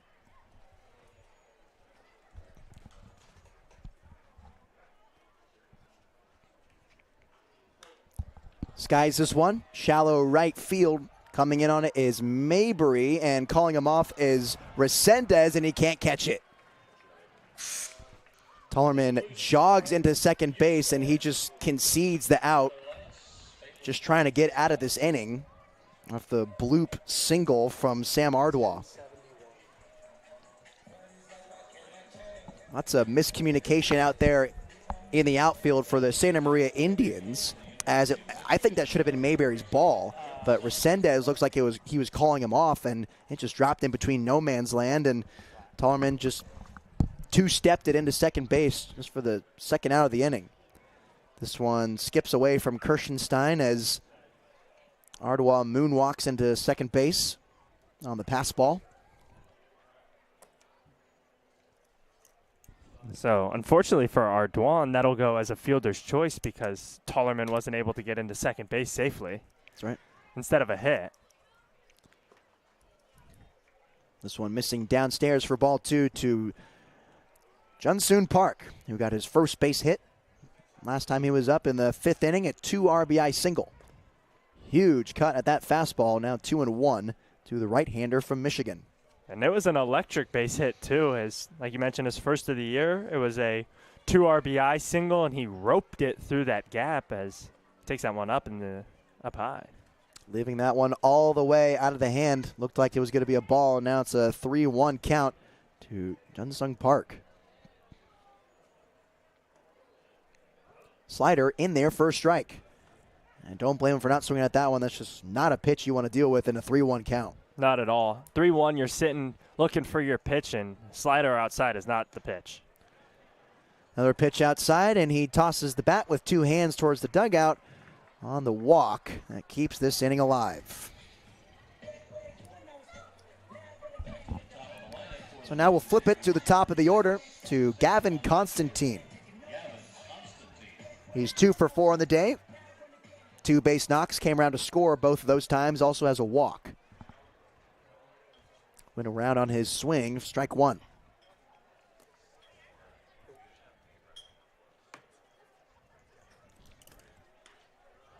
Sends this one into shallow left center. That's going to drop down for a base hit. 2 runs are going to come in to score as Jun-Sung Park takes off for third after the throw gets away to get him out at second. Gavin Constantine advances to second base on the 2 RBI single from the Bonnie infielder.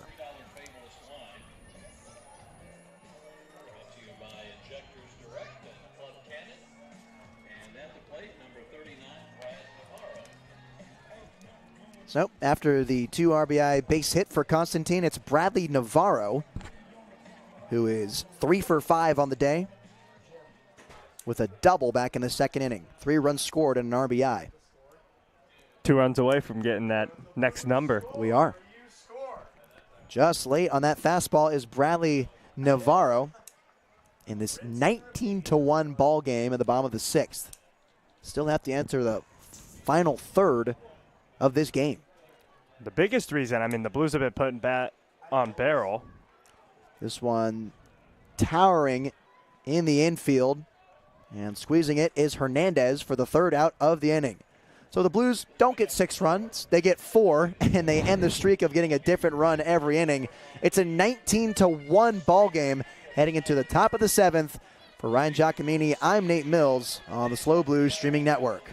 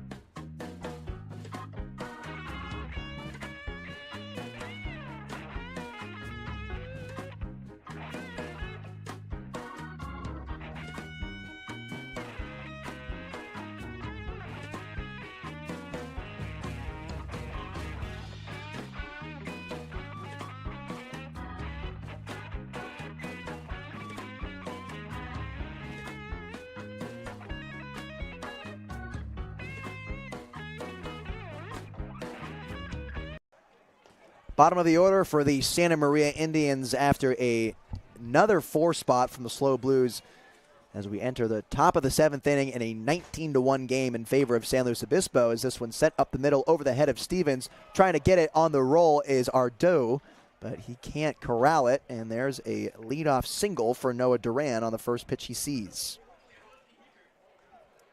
Ardo had a tough hop to play there as the ball was rolling over second base. He wasn't sure if it was going to hit the bag or if it was going to hop right over it.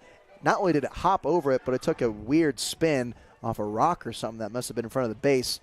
Hops right over his glove. He went down to up on it. As here's a hard hit ball into left field. 2 pitches, 2 base hits for the Indians. That was kind of an awkward swing there from Isaiah Hernandez. It looked like he didn't really want to swing at it, and then he decided last minute to. He had like no hip rotation. He didn't really have a stride and load. He just kind of like threw the barrel at it and poked it into left field. A handsy effort from the shortstop Isaiah Hernandez as there's quickly 2 runners on for the Indians. Julian Resendez takes first pitch, ball upstairs. Stevens threw just 8 pitches in the first inning he threw, which was the 6th. The strikeout looking at ground and 2 groundouts.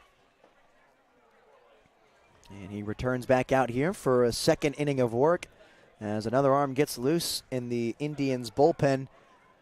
Blues bullpen is empty. 2-0 in there for a strike.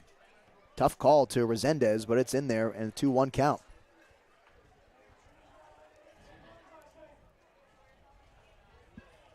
Stevens kicks and fires on the 2-1, blows it by Resendez for strike 2.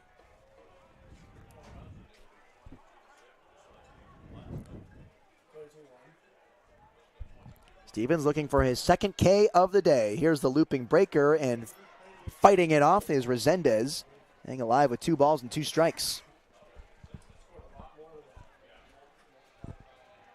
Blues just looking to get the bats back up there. Stevens allowed 2 base hits to lead off this inning. Swing and a miss, strike 3 in the dirt. First base is occupied. And actually, they're going to say he foul-tipped it. So we'll do it again at 2-2. And maybe the umpire saw something the hitter didn't, but the hitter ran over to first like it was a drop third strike. Kind of an interesting call there. Here we are on the 2-2 from Tyler Stevens. And that misses way over the head of Resendez for ball 3. Stevens will be a rising freshman at Cal Poly SLO, just up the road next year. Uncertain about his baseball future. He's going to attempt to walk on for the Mustangs. Fastball just missing low for ball 4. So now a walk to Julian Resendez, who he initially thought he struck out, but instead it ends in a base on balls. And the pond is full of ducks for the leadoff hitter, Landon Mabry. They're quacking out there. Mabry is 0 for 2 on the day with a walk. Back in the first, he came around to score the only run of this ball game for Santa Maria as he spoils that one foul into the Blues dugout.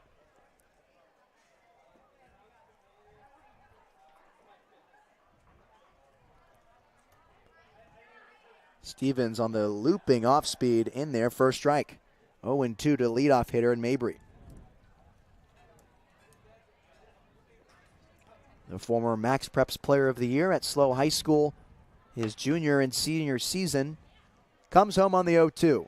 Checks his swing, and they don't even appeal, and that's ball one.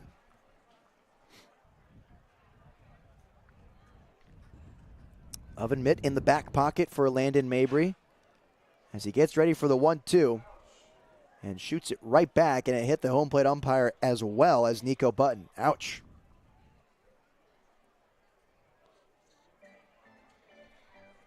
Looks like everyone's okay, though. Good sign.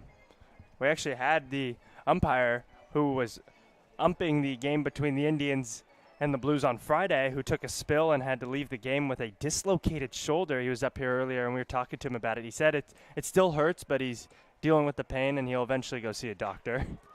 This one's hit through the 5-5 throw. That's a base hit. One run comes around to score. Here comes another for the Indians. The throw is not in time. So there's an RBI single from Landon Mabry, and it's a 19-3 ball game. I got to say, the Indians' offense, of the 3 times you've seen them, has looked the best today. They're working counts, they're hitting the ball hard, and the 3 runs is the most they've put up against the Blues in the 3 games we've had them. They have an opportunity here with the bases loaded and no outs to tack on more runs. Fastball missing over the head of Richie Robles for ball one. Robles is 1 for 3 on the day. Base hit back in the first, fly out, and strikeout looking.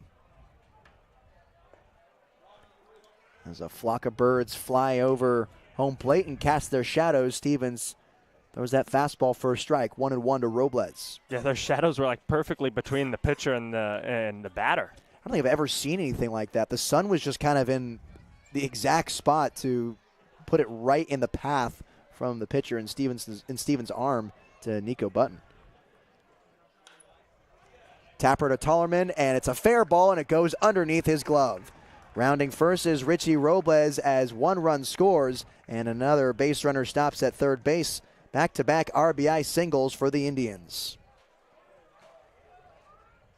A tough play for Tollerman. It was directly down the line, and to kind of pick it on a weird hop and just shot under his glove and down the line for back-to-back hits for the Indians, and now they put up 4 runs in this ballgame. That's the 3rd hit in this inning for Santa Maria. They had 4 hits heading into this inning. They've almost matched that number as Carson Gomes takes strike 1. Still no action in the Blues bullpen, which means Dean Trainer's going to let the young buck Tyler Stevens work through this. Shoots it right back up the middle. Constantine's got it, though. Flip to second, and bobbling it is Ardois on the transfer, so they'll get the force out at second base, but another run and Landon Mabry comes around to score for Santa Maria. It's a 19-5 ball game. Productive ground out from Gomes. So Gomes is at first. And Richie Robles is out on second on the force play as that slider hung in there. Not long enough, though, taken for ball 1 to Esteban Fonseca. He's got 2 hits on the day. RBI single in the first, 1 in the third, and a strikeout swinging. Sends this one to the right field, hit well, but Lewis is there to grab it and heave it into home. And I think Jordan Lewis thought there was a runner on third base. Yeah. Just showing off the cannon for the fans that still remain here. I mean, hey, that was a missile. I mean, if you look at his perfect game profile, you see that 97-mile-an-hour outfield arm velo from right, and he just showed it off there. I don't think anyone's going to be running on him anytime soon.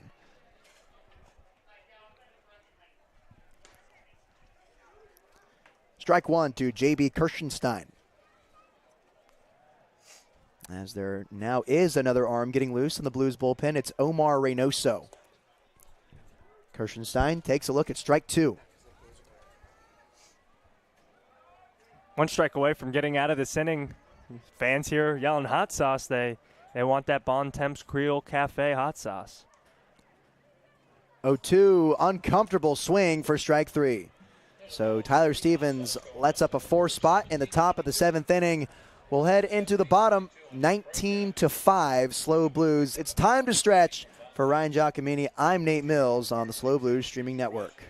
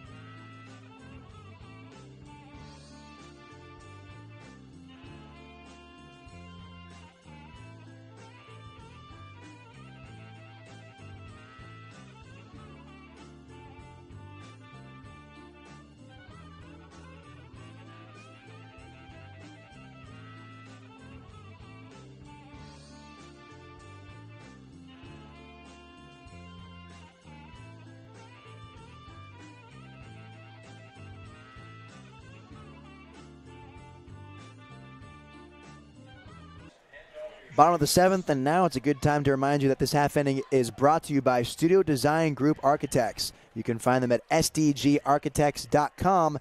Studio Design Group Architects. For 40 years, we've designed buildings with one thing in mind. That's people. So Jordan Lewis, after showing off the cannon in right field, pops out to left on the first pitch he sees for the first out of the inning. Yeah, showed it off out there for no reason. Nobody on 30 just wanted to impress all the fans that still remain here at Sinsheimer. I mean, let it fly. Why not? Now Bryson Hoyer digging in for his third AB of the day. Takes a look at ball 1. Left-handed hitter from Saddleback College on the 1-0 pitch. Missing upstairs for ball 2. Since coming into this game, he grounded out to third, walked for an 0-for-1 day. Huge cut at that changeup for strike 1. Just one of 2 hitters who remain in this lineup without a hit. Him and Taylor Holder. Both have reached base safely, and neither one with a hit. 2-1. Hoyer takes it for strike. Slumps his shoulders as his golden cleats dig back into the dirt of the left-handed batter's box. Usually has gold batting gloves as well, but he's rocking the white ones today. 2-2, fouling it straight back, and we'll do it again. Yeah, I think being the fashionista that I am, I think the gold would look a little bit better. With the gray uniforms and matches accessories down below his knees. 2-2, pops straight up. Covering his face is Gomes. He's trying to find it in the sun, and he ranges to his left, and he can't make the grab. He tried to track it down, and he fell on his back, and the ball popped out of his glove. There's an error for Bryson Hoyer. Yeah, really tough play with how strong this wind is blowing right into the sun. It just got him off guard. He fell backwards and couldn't make the grab. So now it's Nico Button with a runner on first. The Bryson Hoyer who reached on an error from Gomes at third base. That's the 5th error of this game for the Indians. Something they're going to have to clean up in order to improve as a ball club. And that's something the Blues have cleaned up today. Just having 1 error on defense. They want to get that number to 0 as soon as possible heading into the CCL play. Huge hack at that changeup for strike one on Nico Button, who has 3 base hits on the day. Also walked and struck out looking.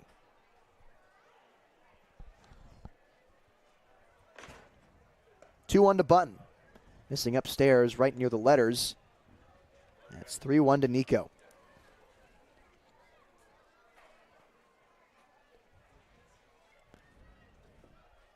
Missing downstairs for ball 4. So another base runner with 1 out here and a 19-5 lead for San Luis Obispo. It's Nico Button with his second walk of the day.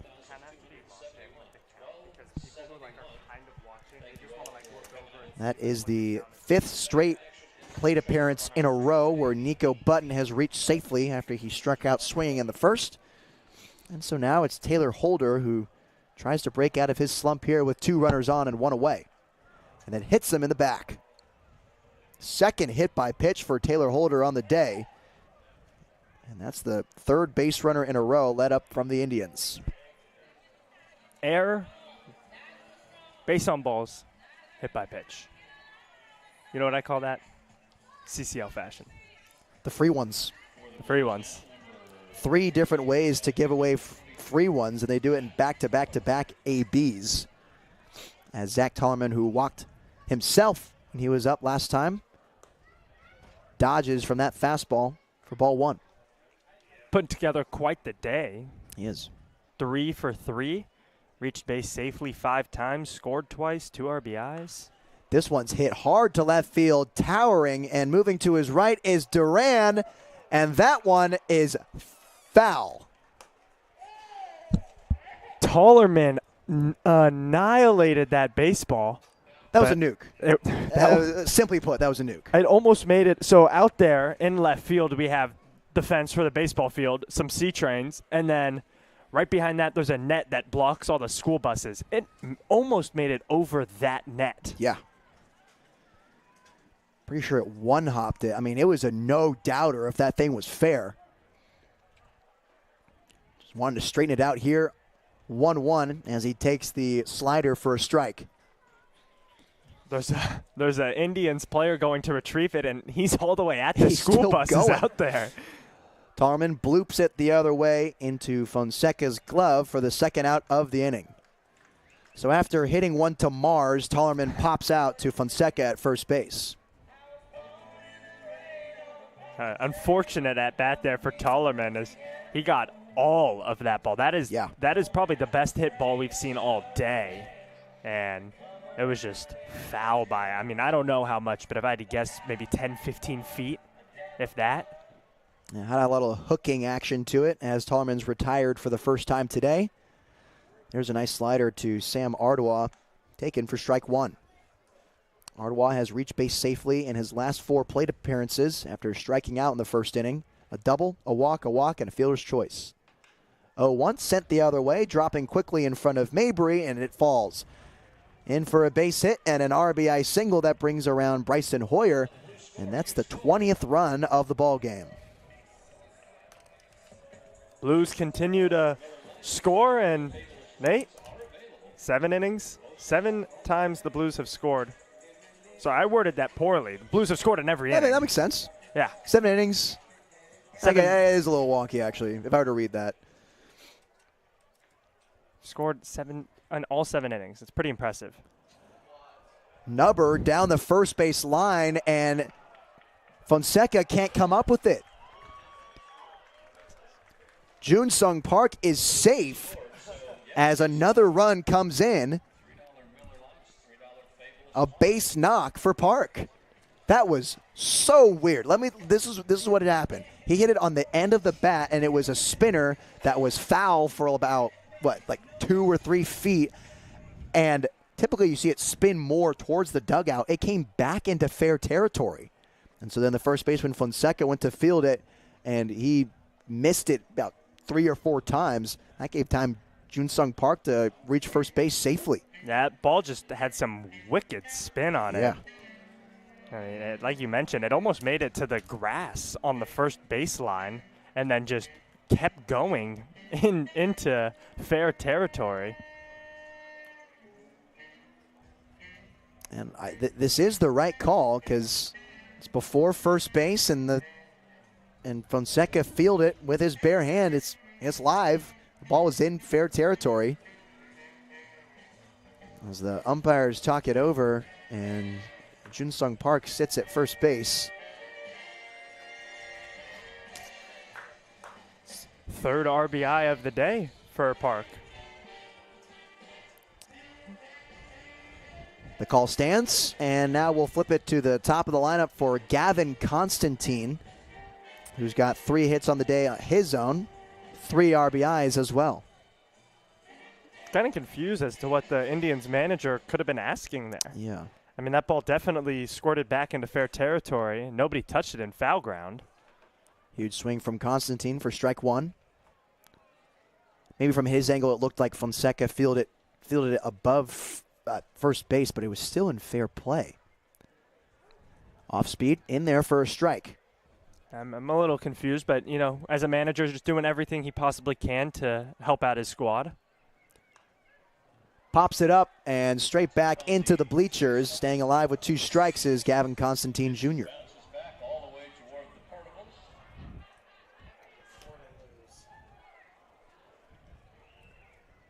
2-run inning for the Blues as Constantine dodged out of the way of that off speed for ball 1. So many crooked numbers on that scoreboard. Pops it up. Coming in on it is Hernandez, moving to his left, and he grabs it for the 3rd out of the inning. A 2 spot for San Luis Obispo, 21-5 Blues, heading into top of the 8th inning. For Ryan Giacomini, I'm Nate Mills on the SLO Blues streaming network.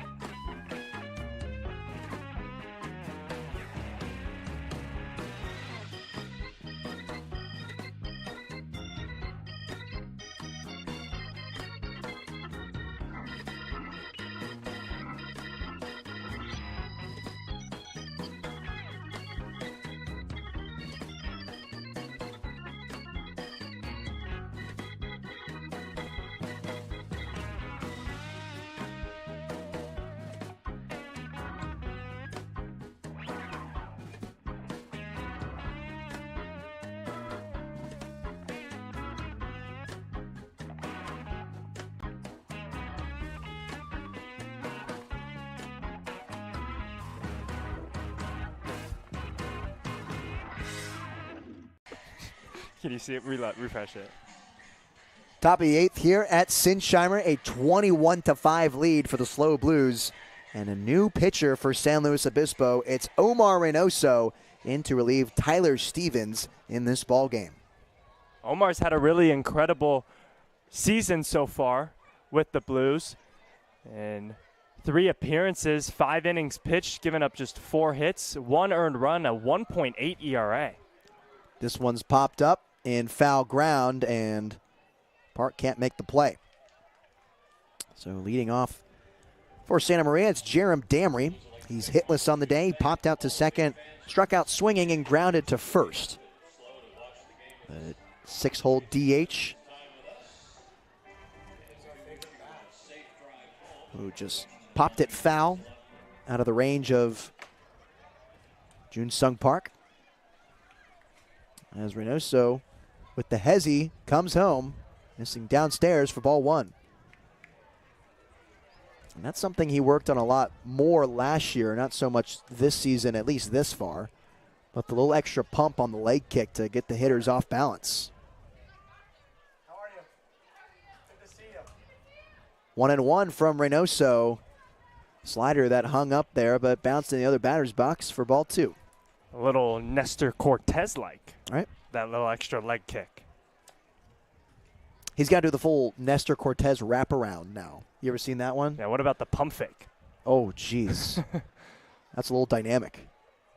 Tapped right at home plate. 2 balls and 2 strikes to Jerem Damry. See how creative Omar Reynoso can get out there on the mound. I'm just still trying to figure out the legality of that one. How can I guess as long as he keeps the leg up, like it's motion. True. 2 balls, 2 strikes to Damry. Here it comes. Hanging slider is sent into right field. Moving left is Jordan Lewis. Comes up with it for the first out of the inning. Yeah, the first time I saw the Cortez pump fake, I wasn't as impressed that he pump faked. I was like, how did he keep his balance? Yes. That's so impressive, keeping your balance on one foot. And then he's shifting his momentum and his weight to throw the pump fake, and then he's still balancing, and then gets enough power to throw 95. It's a very good point, as the slide step from Omar Reynoso is fouled off from Noah Duran. He had a single last inning in the 7th, part of that 4-run rally to make it a 21-5 ball game. Rope down the right field line, but foul. Now 0-2 to Noah Duran, the left fielder, who's 1 for 3 on the day. Reynoso just wrapping up his first season at College of San Mateo as a Bulldog.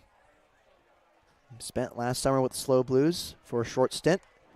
As that slider is sent into shallow left field, and on the run is Navarro to make the grab for the second out of the inning. One thing we talk about almost every time we see Reynoso out there on the mound is he's not going to power you with velocity, but his stuff's pretty gross and big velocity differences. He's sitting, in the mid-70s, sometimes touches the upper 70s with his fastball, and he's sitting in like the low 60s with that big looping curveball. So tough for these hitters to react, and it just generates soft contact like we've seen so far in this inning. Holder scooching to his right as that one's in there for a strike. Outfield playing pretty shallow against Isaiah Martinez, who's 2 for 3 on the day. 2 singles and a pop out to left field. 0-1, spoiled off and out of play for strike 2. And Omar, his last season with the Blues, an 11 2/3 innings pitch, a 3.09 ERA. 10 strikeouts to those 8 walks. Reynoso nods, now comes home. Looping slider over to Constantine at second. Easy play over to first, and there's the third out of the inning.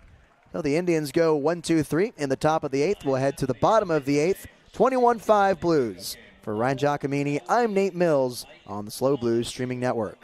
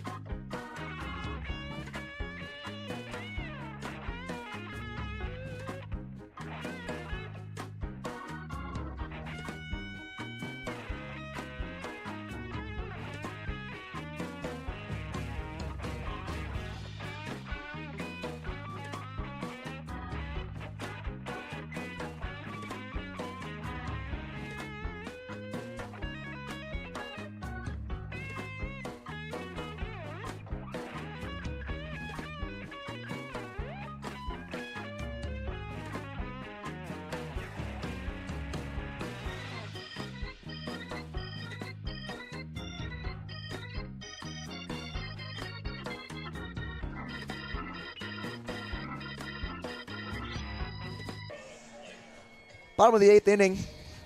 Back here at Sinsheimer Stadium, and it's 2-3-4 for the Blues. Leading things off in this inning, it's Bradley Navarro, the left fielder from Michigan, making his Blues debut today, and he has certainly showed out in front of this crowd at Sinsheimer today, going 3 for 5 on his first day rocking the blue uniform.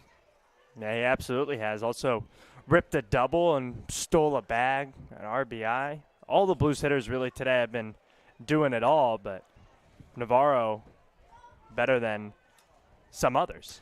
Yeah, getting to work right away after struggling at Michigan, as that one sent down the right field line, but foul. 2-2 to Bradley Navarro. Navarro, as I mentioned earlier, the only switch hitting player on the roster. Don't see too many of those in this league.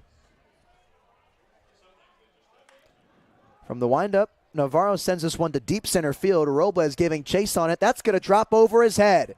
Extra bases for Bradley Navarro as he runs around second base, coming in for third, and a stand-up triple for Bradley Navarro. Really good piece of hitting. I kind of thought it was just going to be a routine fly out, but kept carrying, got over the head of Robles, and a three-bagger has Navarro a home run away from the cycle. I was just going to say, if they can loop back into this inning like they have, like they did in the 6th, there's a chance he can earn himself a cycle. Skipping out of the way of that fastball is Jordan Lewis for ball 1. Yeah, this ball was really well hit out to Robles out in center field, as this one's towering in shallow center. And Resendez comes up with it, squeezes it for the first out of the inning. But another good barrel from Bradley Navarro, really showing out in his debut, as Bryson Hoyer steps up for his 4th plate appearance of the day. Bryson Hoyer's on bat now for the Blues. Hoyer looking to pick up his first base knock of the day. Sends this one in the air. Moving is Gomes, and he squeezes it for the second out of the inning. Pop out to the third baseman in foul ground. And now it's Nico Button.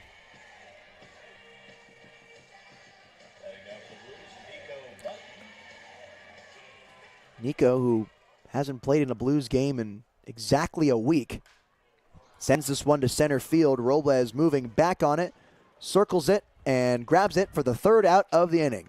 Last 2 outs were recorded on 2 pitches, and for the first time this game, the Blues do not score a run. It's 21-5 heading into the top of the 9th, where San Luis Obispo looks to close the door with Omar Reynoso on the bump. For Ryan Giacomini, I'm Nate Mills on the Slow Blues Streaming Network.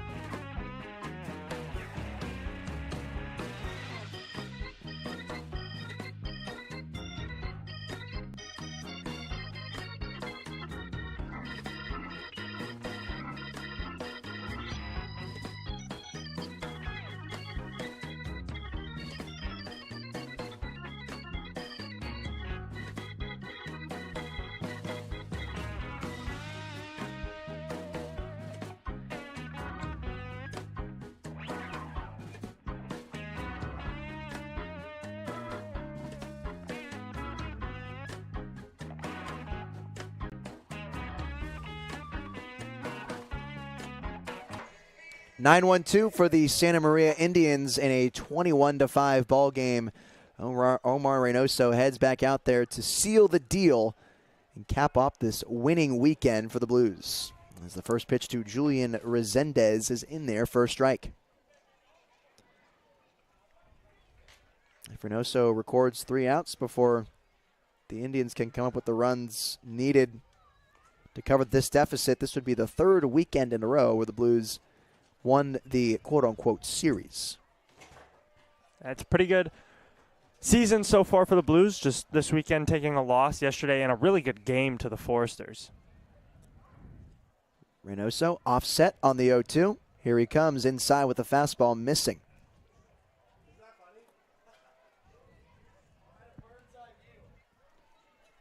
Reynoso puts his glove over his face, something he doesn't do that often. Now comes set, nods, and on the 1-2, it's sent into right field just over the jumping attempt from Zach Tollerman. A leadoff single for Julian Resendez. That's the first hit he has this game. Yeah, Tollerman over there with a big lanky frame at 6'4", long arms. Fully extended on the jump, but was unable to make the grab. A really good effort, however. 81 miles an hour, just over the reach of Tollerman. I mean by like a few inches, as Resendez is getting an awfully short lead over there at first base. Popped up in the infield, Tollerman moving in on it, but Button calls everyone off, and he gets it himself for the first out of the inning.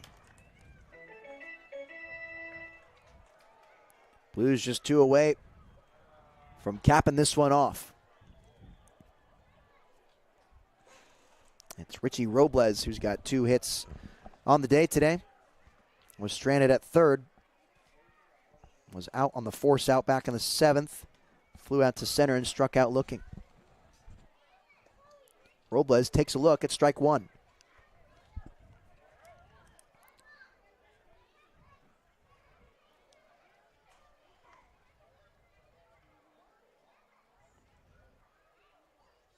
Reynoso takes a look at first, now comes home, and he pulls on that slider for ball 1.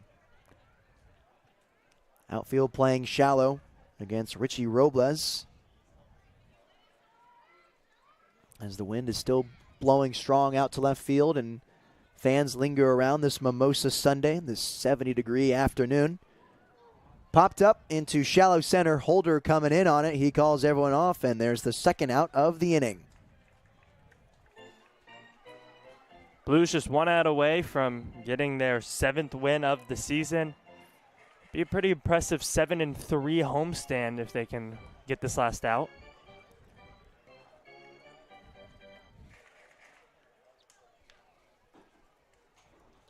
With one black batting glove, it's Carson Gomes in search of his first knock today. 3 Ks and a fielder's choice. First pitch taken upstairs for ball 1.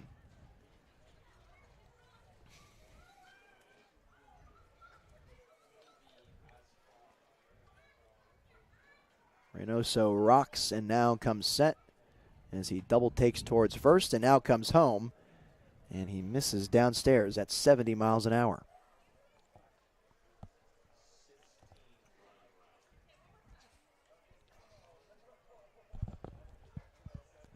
Bat off the shoulders for Carson Gomes is taken off for second base is Resendez, and the throw is not in time. A stolen base for Julian Resendez here, and a runner in scoring position for Carson Gomes.